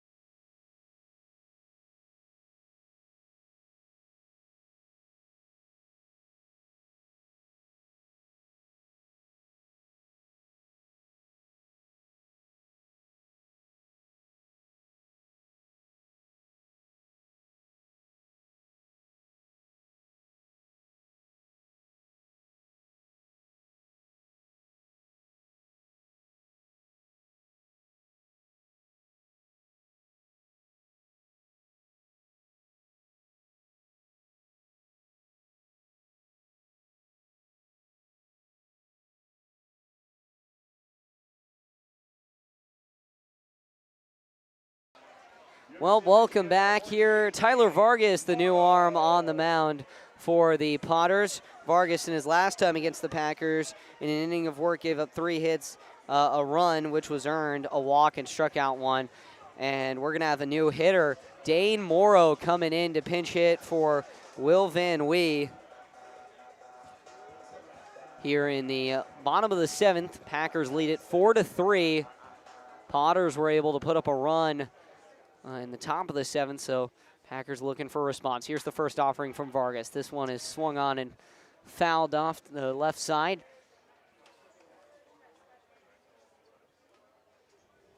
Oh, 0-1 quickly here. Vargas, he was a pitcher who attacked, but that attacking was not exactly helpful, as got a lot of contact for the Packers. Here's the 0-1, and that one's fouled off to the left and out of play again, 0-2. Vargas out of Wagner College. Went to Sacramento City College when he started his collegiate career, and then went over to Wagner and, well, only saw a few innings this year, 13 to be exact, and pitched to a 9 ERA. Wagner, a small little school out in upstate New York.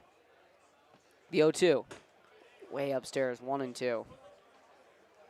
Well, I wouldn't say upstate, but it's Staten Island. Is it? It is Staten Island. Yeah. It's fine. The NEC has teams all over New York, including Binghamton and then Wayne upstate Lemoyne. The 1-2, this one's lined on a one-hop, fielded by Bland. Throw to first is in time for out number 1.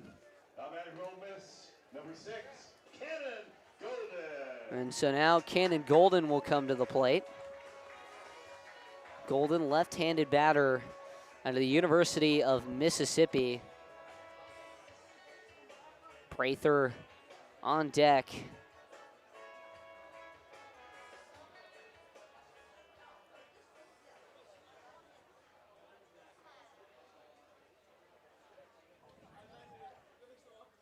Here comes the offering from Vargas, and that one's low, 1-0. Golden, a native of Buford, Georgia. They have arguably, I think it is actually the largest digital scoreboard in high school football. The 1-0, this one's grounded hard onto second, fielded by Miller, throw on to first in time, 2 down. But yeah, Easton, have you seen that monstrosity at Buford? I haven't. I've seen some of the stadiums in Texas. They get pretty wild out there. But I know Georgia's another big high school sports state where some of those small towns get really passionate and pour a lot of funding. Here's the pitch. This one's hit the other way. A line drive base hit for Hideki Prather. And the Packers not done just yet. 2 down here in the bottom of the 7th. An inning we didn't see last night. They get a single there. Saw the top of the 7th, but Saw the top of the 7th. We didn't get the bottom of the 7th. yeah, definitely good swing there from Prather to take that one the other way. But you want to see you get a run on the board here if you're the Packers, trying to get the one back you gave up in the top of the 7th on an error that could have been avoided. Here's the pitch. Swing and a miss there from Mansberry for strike 1. JC Osorio Agard, a lethal man on deck. Struck out twice today, but homered in his other at-bat. 0-1, the pitch. Swung on and hit down the first base side. McGraw fields it. Tough job there for McGraw. He'll step on the bag for out number 3. So we head to the top of the 8th inning, still 4-3. Potters will look to tie this thing up when we come back.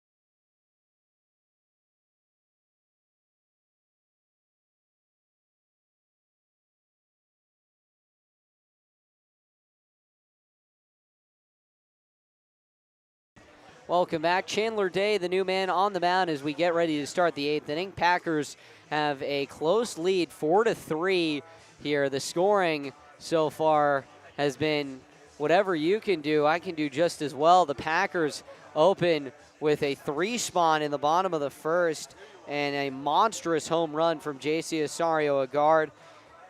Then the Potters responded top of the 2nd with a home run of their own from Kyle Pedersen, which brought the game within 1. Packers put one back on in the 5th inning behind a home run from Jake McCoy that gave them a 4-2 lead. And then in the top of the 7th, the Potters were able to bring a run home on an error by Packers second baseman Cade Campbell. So we get set and ready to go here. Day, a native of Germantown, Tennessee. So far this year, 2-0 in 3 appearances, 13 innings pitched. No ERA just yet. 7 hits, 1 walk, 11 strikeouts. The ideal guy you want here to help close this thing out.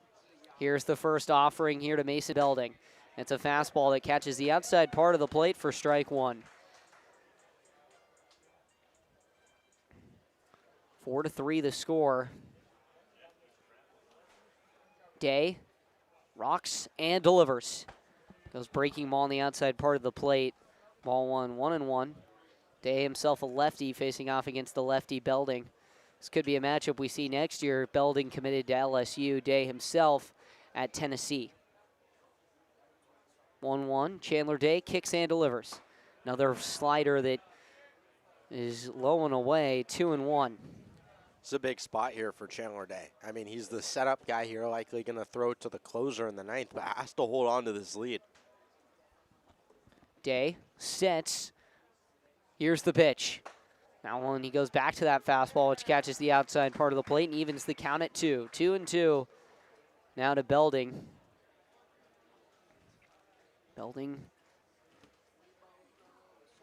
entered this game batting .250, almost matching his mark of .230 from last year. The 2-2.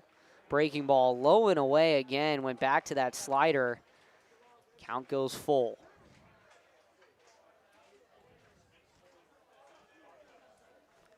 Day in 14 appearances this year posted a .782 ERA at Tennessee. The 3-2. This one is swung on and hit foul straight back. Count stays full. At Houston High School, he led the Mustangs to the Division I Class 6A state championship as a junior, and then as a senior led them to a runner-up finish. The full count, the pitch in there, called strike 3. And Belding is sat down. So now Quincy Marlboro will come up. Marlboro reached on an error in the 4th. He is 0 for 3 today. It's a big start to get the first out for Day. Try and prevent any type of early momentum by getting that leadoff man on. And he's got a powerful arm. He was also the quarterback just a year ago in high school. Here's the pitch. Fastball is in there for a called strike.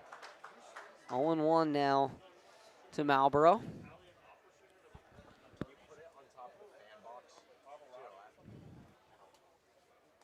Oh, 1 now. Day, the delivery. Big swing and a miss on a slider low in the dirt. 0-2. So 4-3 lead here in the top of the 8th. The Packers trying to hold the Potters off here. The pitch from Day. Swing, and this one's lined deep right center field. Back on it is Golden at the wall, and it is gone. Nope, it's caught. It was caught. It looked gone, but it was caught. Right at the wall there. Didn't have to jump for it. Might have left. It would have been really close. But a good job by Zane Kelly out there and right to make the play. Well, there goes that one. My goodness. Got the glasses on because of the glare. Couldn't see all the way out there. Here's the pitch. Fastball is in there for a called strike. Inside part of the plate to Perrin Bland. Will be huge 1-2-3 for Day, and maybe they'll let him go to the 9th for a 2-inning save. Here's the pitch. Big swing and a miss. 0-2 now.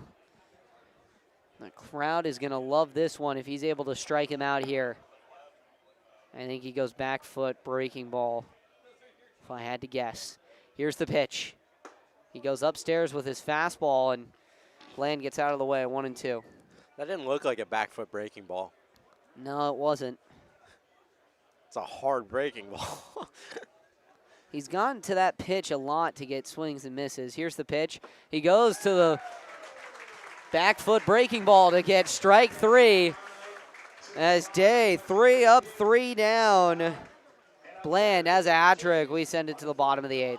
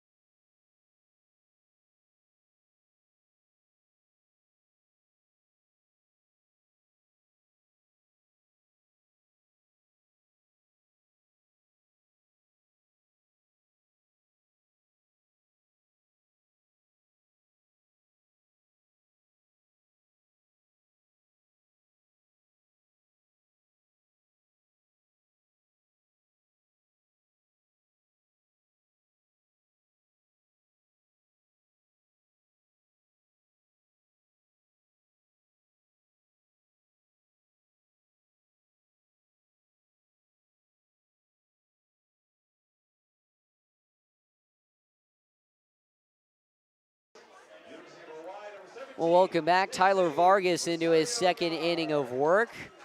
Here as we get set to start the bottom of the 8th, and it's the power alley for the Packers. 4-5-6, JC Osario-Guard, who already has a homer today. Cade Campbell, who himself is 1 for 2 with a walk. And then Zane Kelly, who hasn't had the best of days, 0 for 3 with 2 strikeouts. But this is the 3 the Packers want if they want to score some runs and get some insurance heading into the 9th. Vargas sets up to face the new rainbow. Here's the pitch. This one is swung on and grounded slowly onto short. Play is made, throw to first in time for out number 1. And here comes Cade Campbell. Packers have Austin Steves up and working in the bullpen. Steves, a strong arm from Stanford.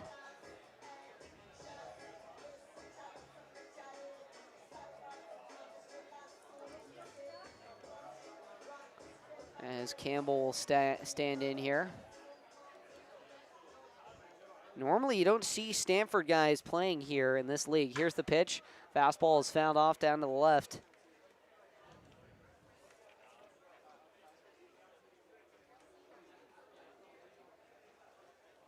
Oh, 0-1 now to Campbell.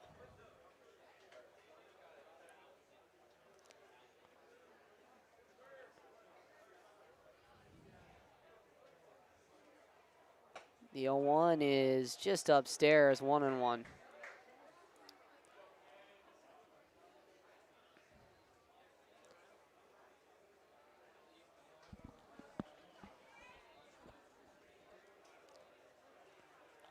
One down. Here's the pitch.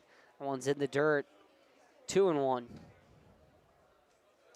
Campbell's had some really good patient at-bats. It's 1 for 2. He drew a walk as well, but has just been waiting for his pitch all night. Hasn't chased at all. 2-1 here.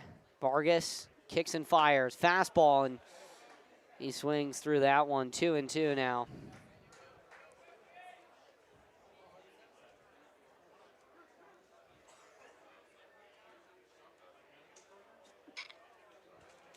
Bless you. Julian just sneezed. 2-2. Check swing. Did he go? Umpire at third says no, he didn't. So 3-2 now. Really, a lot of suspense there from that first base umpire. He made his wait a solid 5 seconds before giving the call. He was calling balls and strikes, I believe, last night behind the plate, or maybe on Tuesday. It was probably Tuesday. Here's the pitch. 3-2 is popped up into right field. Standing there, coming in just a few steps is Marlboro, and he will make the catch for out number 2. Here comes Zane Kelly. Last chance for a little bit of insurance before the top of the 9th here. Yeah, the first base umpire was calling balls and strikes on Tuesday, and let's say, I don't know if he would have had the best rating from umpiring. I concur. Here's the pitch. Big swing and a miss. 0-1.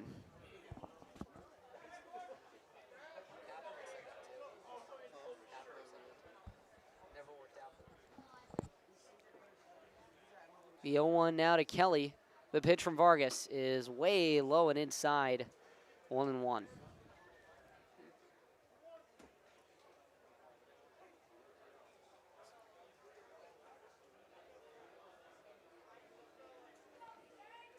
One with 2 down. The pitch. Swing and a miss. 1-2. And with Steve's coming in, I noticed him walking in today, and I knew that I knew who it was. I just hadn't seen that face in a while and hadn't seen that face for the Packers. The 1-2, and this one's grounded down the first base side. Quick and easy step on the bag for McGraw for out number 3. So 3 up, 3 down, go the Pack. We will be right back. 9th inning, due up. Austin Steves will come in to close things out.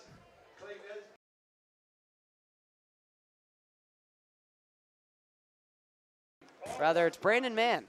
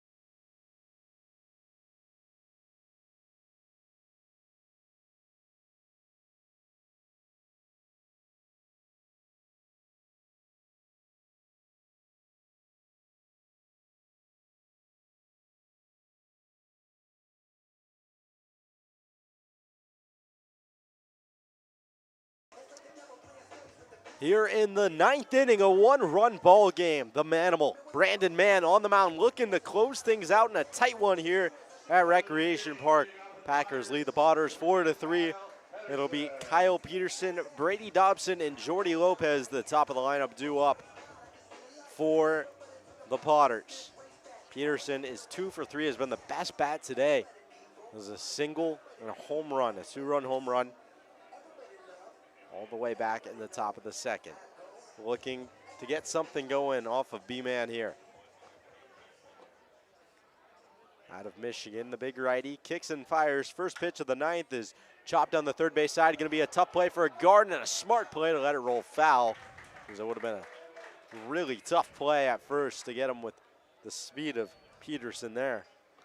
Yeah, I mean, he's proven that he has that power. I mean, tonight just absolutely brutalized a baseball out into center field, and that one traveled about 390 feet. So he can do it. If he can do it again, that puts the Potters in a very, very good position heading into the 10th. So an 0-1 count now for Mann. Facing the leadoff man, the catcher.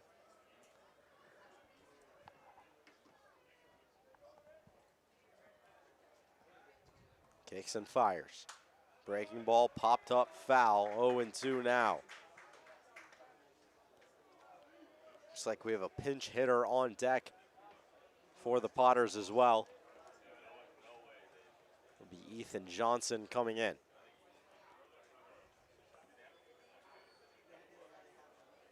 The 0-2 pitch from Mann, breaking ball outside, can't get him to chase.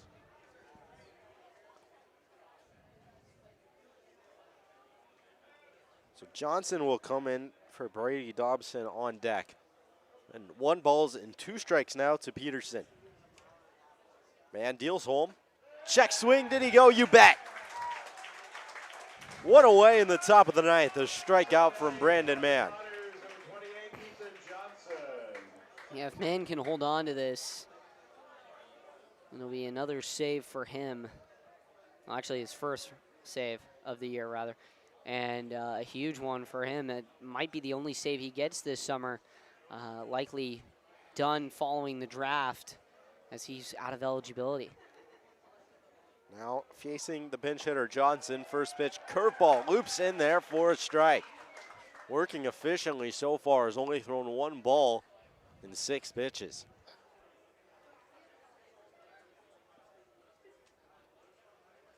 The 0-1. Chop back to him, he gloves it on the mound. Flip to first in time, 2 away.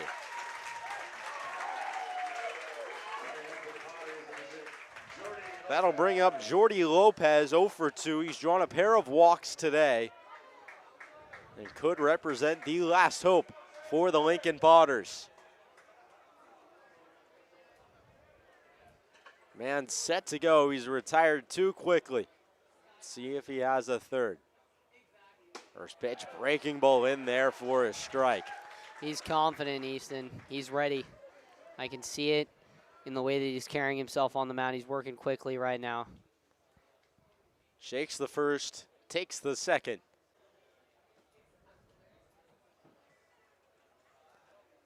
A 1-1 count now, 2 away. Man fires home, swing and a miss. 1 strike away here at Rec Park. Here we go. Here comes the standing ovation and the claps. 1-2 count.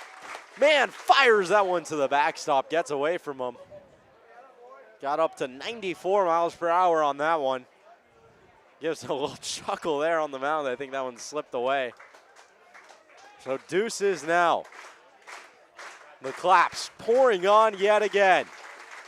1-run game, top of the 9th, the 2-2. This one hit well, right field, back goes Kelly to the wall. Oh my goodness! Jordy Lopez has tied it.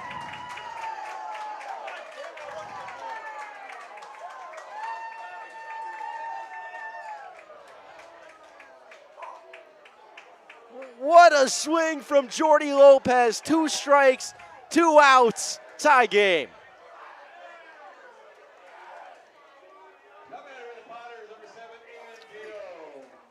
Well, blown save there for Brandon Mann, and that is tough. And now the Potters have even a better chance with Diomi of even sending us home a little early for the Potters. First pitch to Dioma, breaking ball gets away from Mann, 1-0. Has to try and bounce back from that one.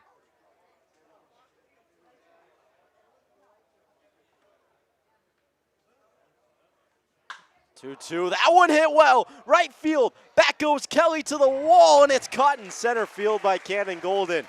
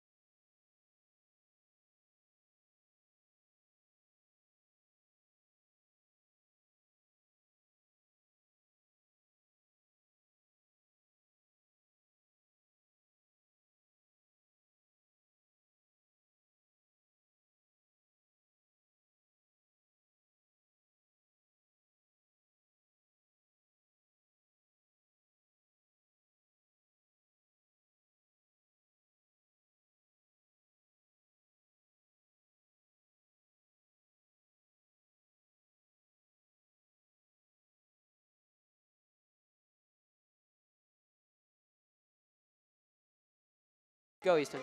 Tie game, bottom of the ninth. Jake McCoy to lead things off. Your new pitcher on the mound, Matthias Michelle for the Lincoln Potters. McCoy having himself a great game, a single and a home run. He's 2 for 3. 1 run is all it would take for the Packers to end it. Yeah, Michelle out of Sierra College. Sierra's first team all-conference. He had a 3.66 ERA and a whip of 1.22. So Packers are looking to get into him here. At 83 and 2/3 innings pitched here in this season with Sierra. So he was a starter. They're looking for some length out of him if we go extras. First pitch to McCoy, taken on the outside half for a strike. Certainly. Fuck. Okay, we're back. The 1-1. Breaking ball outside corner, called strike. Appears to be a little bit outside according to the track man. 1-2. Michelle set with the 1-2. Takes his second option of pitches. Finds his grip, kicks and fires. McCoy leaves that one upstairs. 2-2.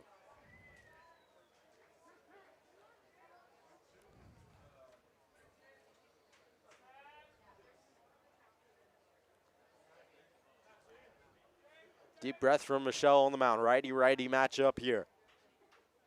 Austin Fort awaits on deck. The 2-2. Outside, McCoy leaves it there. Full count. Camera gets knocked. We're going to hurry and get that fixed as quickly as possible for you guys in this high leverage spot. Talk about convenient timing. Wi-Fi is going in and out. The camera, all of this stuff. Come on, man. Payoff pitch. 3-2 count. Michelle on his way. McCoy Firewood back to the mound. Michelle snares it, throw to first in time. There's one away in the bottom of the ninth.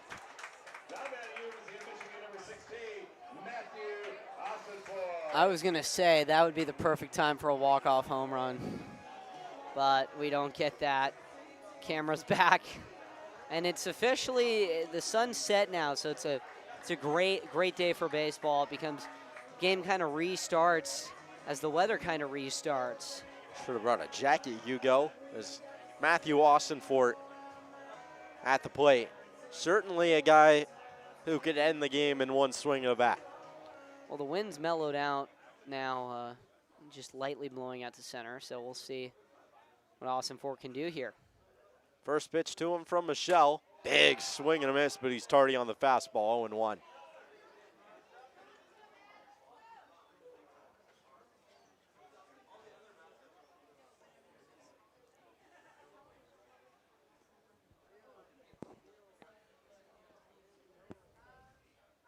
Oh, 1. Michelle stares down, here he comes. Another swing and a miss there from Austinfort. Quickly 0-2 here.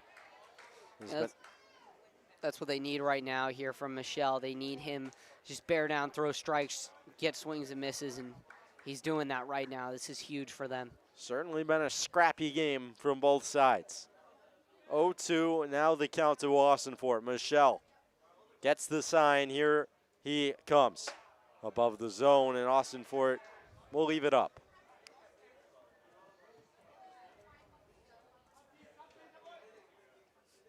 Now count 1-2. One away here.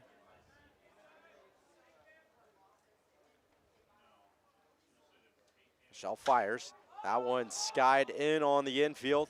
Underneath it over at short is Bland, who will make the catch. And there's 2 away. It's Dane Morrow will have a chance here.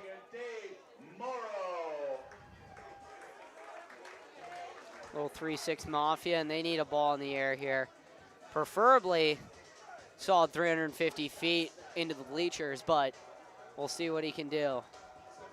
Morrow out of Michigan.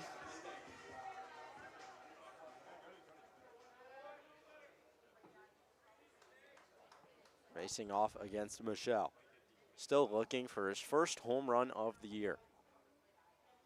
First pitch at the knees, called strike.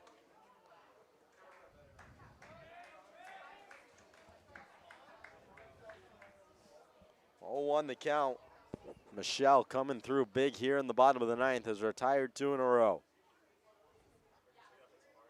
The 0-1. Up and away, 1 ball and 1 strike.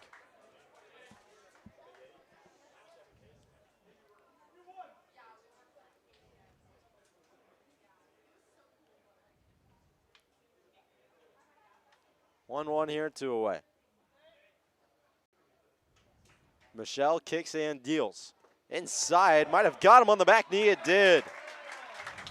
So 2 outs, Dane Morrow aboard. Cannon Golden will strut into the batter's box.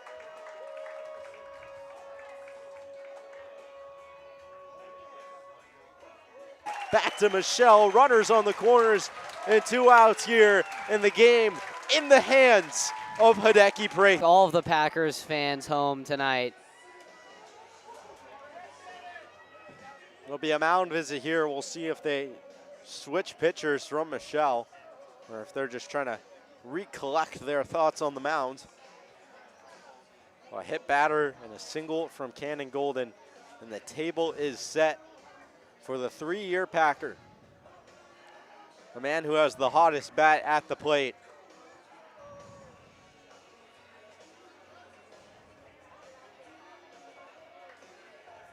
And a chance to deliver the knockout punch to the Lincoln Potters.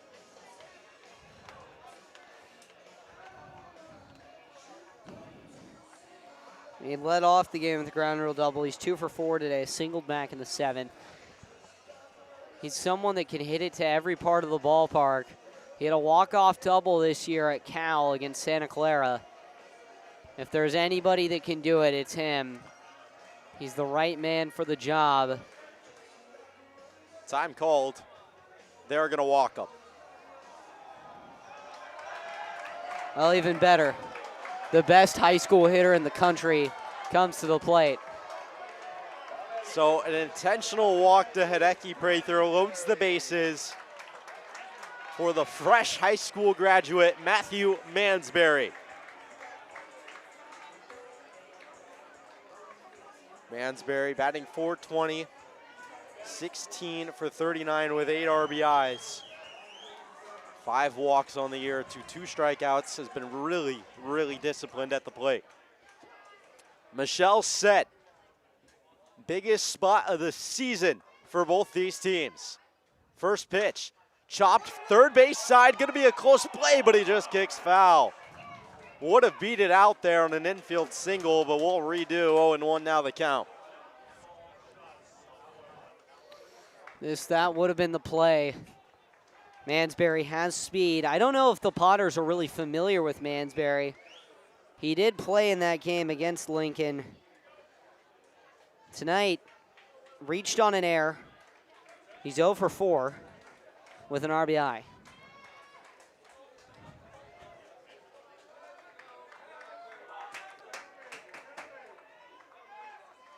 You could cut the tension with a knife here at Rec Park. 0-1 count. Michelle kicks and deals. Breaking ball cut on and missed. 0-2 to Mansberry. Yeah, Matt wants it, but something that one of our analytics guys talked about was a potential balk, and one of the umpires was already speaking with the home plate umpire about a potential balk because of the way that Michelle is setting up. He's moving. 0-2 pitch. Outside corner, caught him looking. Michelle's fired up, and the Potters get out of it. Stranded, the bases loaded. We stay knotted at 4, and we got bonus baseball here at Rec Park tonight.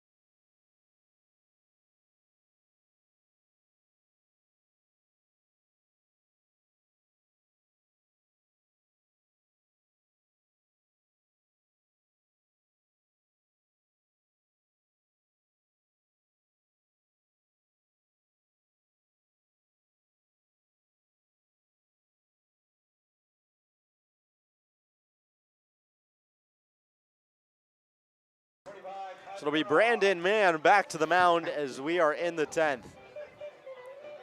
Runner will start on second for both teams. So the base runner for the Potters will be Aiden Diome, who flew out to end the 9th for the Potters. It'll be 3, 4, and 5. Ty McGraw, Shane Miller, and Mason Beldering.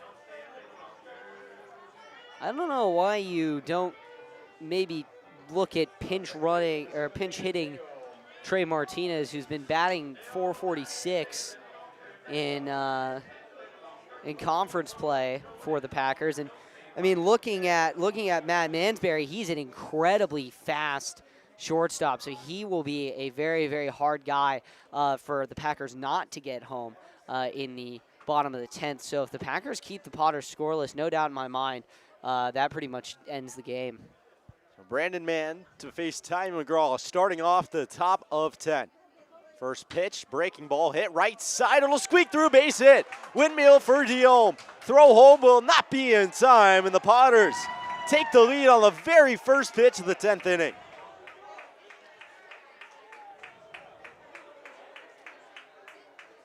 That's a tough one there. Unearned run for Brandon Mann, so if that's it, it will be a no decision, but still brutal. So now McGraw on first, Shane Miller at the plate. With that runner on second, these games can go on for quite a while. First pitch is outside for a ball.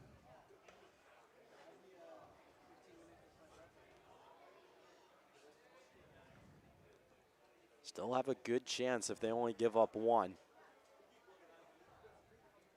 As Mann is set. 1-0.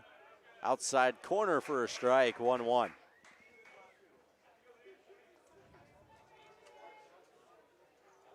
Miller 0 for 4 on the day.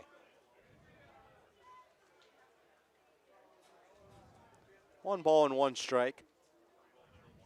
Mann kicks and fires home. That one lined back up the middle, a base hit. Picked up in center by Golden, who will lob it in. Runner will hold at second, and it's runners on first and second with no one out. And here comes Coach Gomes. What was that off the bat? Eli, what was that off the bat? I think that's going to be the day for Mann. Yeah, here comes Austin Steves, I believe. Tough one for Mann. So Mann will go a full inning, giving up 3 hits, 2 runs, 1 earned.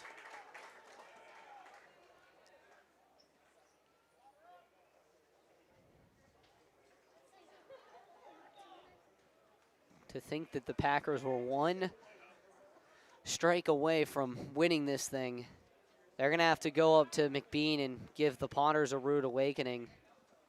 I think we're going to see a pinch runner here for Shane Miller.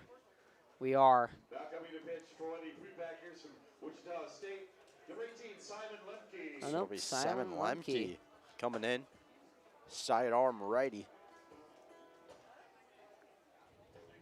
Lemke recently transferred to Wichita State.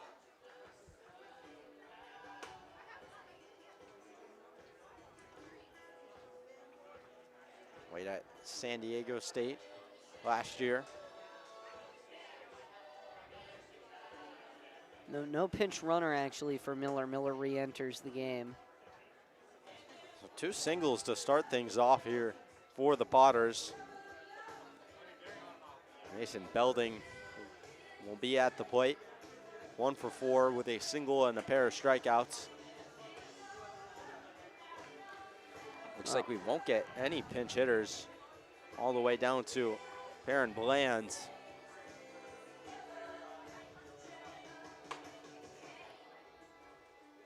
Yeah, Bland hasn't had himself a great day. 0 for 3. Reached on a hit by pitch back in the second. Carson Moore will be the 3rd due-up coming in for Bland.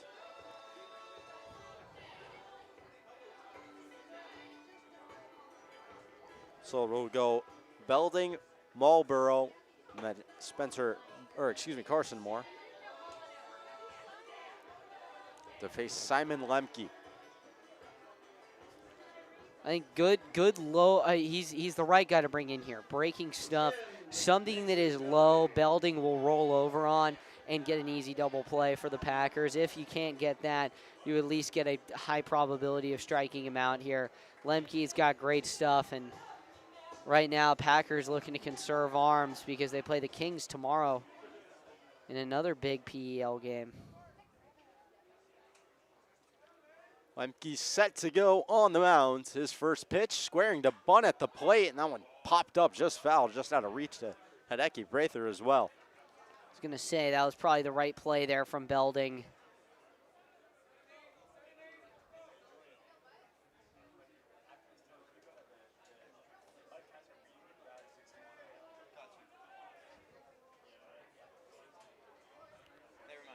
Score update from around the PEL. The Mudcats currently beating the Crabs 6-1, so maybe a good thing for the Packers and the Potters. Austin Fort creeping in, squaring to bunt again. He offered at that one, and 0-2 now. No option to bunt.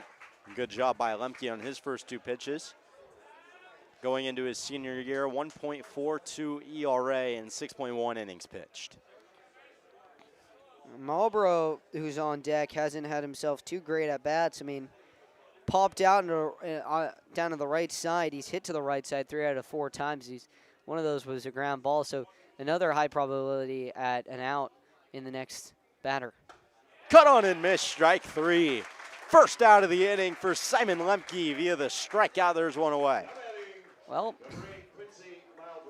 been on a bit of a heater right now, Easton. Homer, then called the strikeout. We'll see what he does here.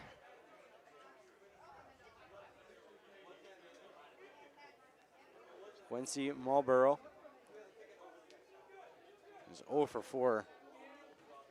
The error from J.C. Osorio guard being the only time he reached base. One away. Lemke fires, breaking ball, just misses outside.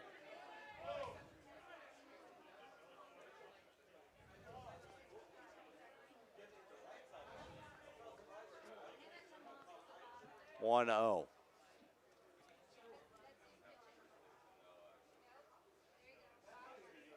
Lemke kicks and deals. That one off speed in there. 1-1. Beautiful pitch there from Lemke. 1 ball and 1 strike to Marlboro. Playing right field. Righty matchup. He's gone 1 away, 1 inside. 1-1 pitch. Jammed right back at him. Turnover. Mansberry on to first in time. Inning-ending double play. A huge twin killing for the Packers. They only give up 1 in the 10th. And it's that California runner on second. We'll see if they can get it back and keep this one alive, or maybe even end it as we head to the bottom of the 10th inning.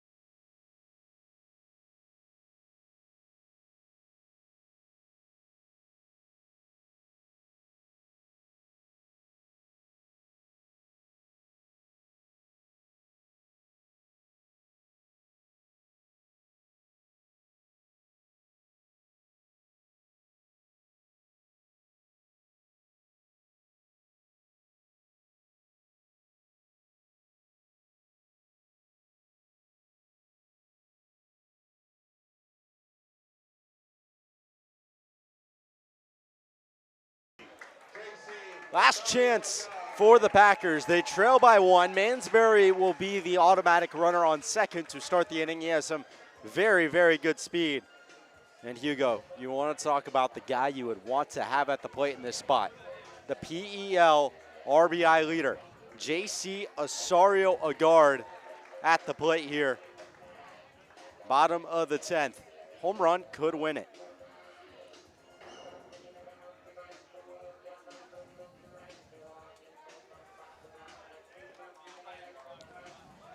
Still on the mound, but Matthias Michel got himself out of a bases-loaded jam back in the bottom of the 9th. Here we go. Bottom 10, Mansbury off of second, Agard at the plate. Michel set, checks to second, kicks and fires, check swing. Yes, he did for a strike. Well, JC, wind blowing out to left field, playing perfectly for him. What better of conditions here for him to deposit one onto University Street? 0-1. Michel. Deep breath, rocks and fires. Above the zone. 1 ball and 1 strike to the Rainbow Warrior. Watching Michel's warm-up, I will say he was coming a little bit more open, throwing a little bit higher out of the zone.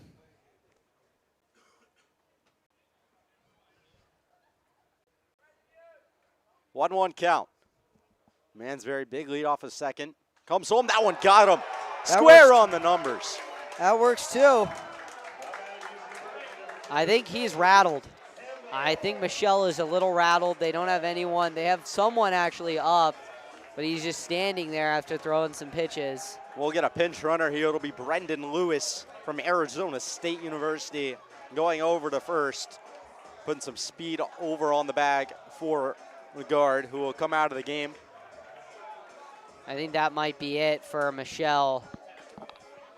The guard returns to the dugout. A lot of head taps from his teammates for wearing that one. Winning run on base now. We'll see. It's a mound visit here. Lewis and Mansbury trot over to Gomes.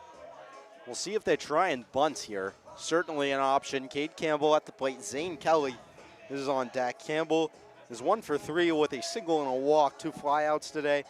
Zane Kelly is 0 for 4. Struck out twice, but has been really good in recent weeks. Long mound visit here. Home plate umpire starting his stroll out. I've seen Campbell in this situation before, and when he did that, he lined actually a triple off the right center field wall at Stu Gordon Stadium in Berkeley. So we'll see what he can do here, but I think a line drive into the gap in right center would be huge for the Packers, and that would pretty much do it, knowing Lewis's speed. You look at the 3 guys who are due up, Agard, Campbell, and Zane Kelly, and Hugo, probably 3 of the most relaxed guys I've ever met in my entire life. Cold-blooded human beings. Nothing can shake them.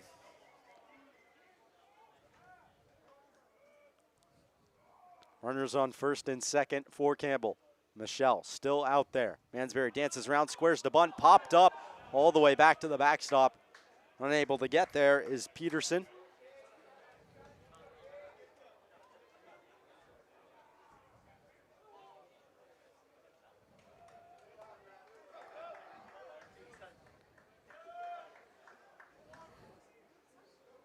Lewis with a big lead off of first. Mansbury, the tying run. Lewis, the winning run. Cade Campbell, the batter. Squares to bunt again. First baseman crashing in hard. Third baseman holding up there. He'll pull back and leave it for a ball.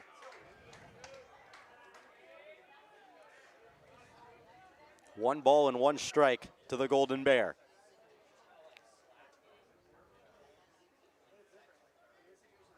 Popped up the first bunt. We'll see if he gets the green light here. Michel set. 1-1 pitch. Squares to bunt again.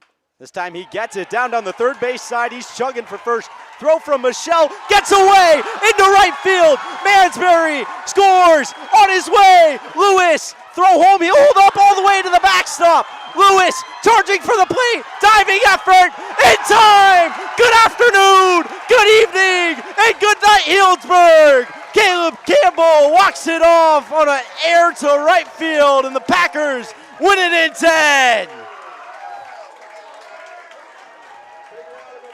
Holy moly, oh my goodness. What a walk-off. What an effort, though, by Michelle. I think they're going to have a conversation with this. They're going to talk. They're going to convene. I think they're saying that there might be interference by the Packers dugout who entered the field. But no matter what, that technically means the ball was out of play. We'll see what the ruling is.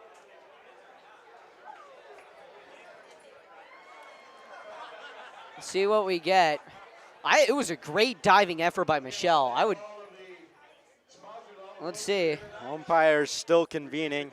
Safe at home, and the Pack win it. Potter's coach is not happy. He's infuriated at the end of this one. So is the catcher, Kyle Patterson. Oh my goodness. What He's a gone. finish He's here gone. at Rec Park. He's gone. He just ejected the umpire. The umpire ejected him. Certainly a hot finish here at Rec Park, but what a game it was. 6-5, your final score tonight. Cade Campbell, the hero, on a sacrifice bunt that went awry. And I will kick it over to Hugo and Julian Corey for our postgame show. Thank you, Easton. As Easton said, good evening, or good afternoon, good evening, and good night. Oh my goodness, what a change of affairs. 2 errors assessed on that play. An error by the pitcher on the throw under the first baseman, and then an error by the second baseman who covered and threw the ball away. Julian, take me through that play. What was going through your mind there? I mean, first of all, Hugo, oh my goodness are the perfect 3 words. I think that's the only way you can really capture what just happened in the last couple of innings. I mean, that's one of those instances where, it's so undervalued, a pitcher being able to get off the mound and make a throw to first. That's one of the toughest plays in baseball, and the best of the best can make that play. I mean, just unbelievable stuff. It's commotion everywhere. You're seeing the Packers dugout is telling Lewis to run home, waving their arms. Coach Gomes is losing his mind over there at third. The ball's getting by. Potter's coach gets ejected after the game. I mean, I don't even know how you describe that. Pure chaos, I think. I mean, Lewis, he was kind of just stuck there between third and home. And, I mean, oh my goodness, what an absolutely insane change of events. Anyways, the Packers win it 6-5. Simon Lemke is your winning pitcher. And the loss goes to Matthias Michel. The time of the game officially is going to be 2 hours and 56 minutes. Trying to get the final totals. Lincoln, 5 runs, 6 hits, 3 errors. The Potters left, I believe, 8 stranded on base. Packers, 6 runs on a whopping 9 hits. They had two errors, and they left 10 stranded. So, anyways, we are back tomorrow for another exciting game of PEL baseball. Packers extend their league lead, at least held at a half a game right now. Could be even bigger come tomorrow, as the Crabs are currently trailing the Humboldt, the Solano Mudcats in that one 6-1. Julian, any final thoughts before I send us home? Unbelievable. Only thing I got for you. Unbelievable. That is a great way to wrap it up. Cade Campbell, your hero here on Vinda Paw Night at Recreation Park. Thank you all for joining us. For Easton Stockford, Julian Corey, and all of our broadcasting partners here, including Nolan Brenner, our incredible intern. Ladies and gentlemen, thank you all for watching. Go Pack and adios.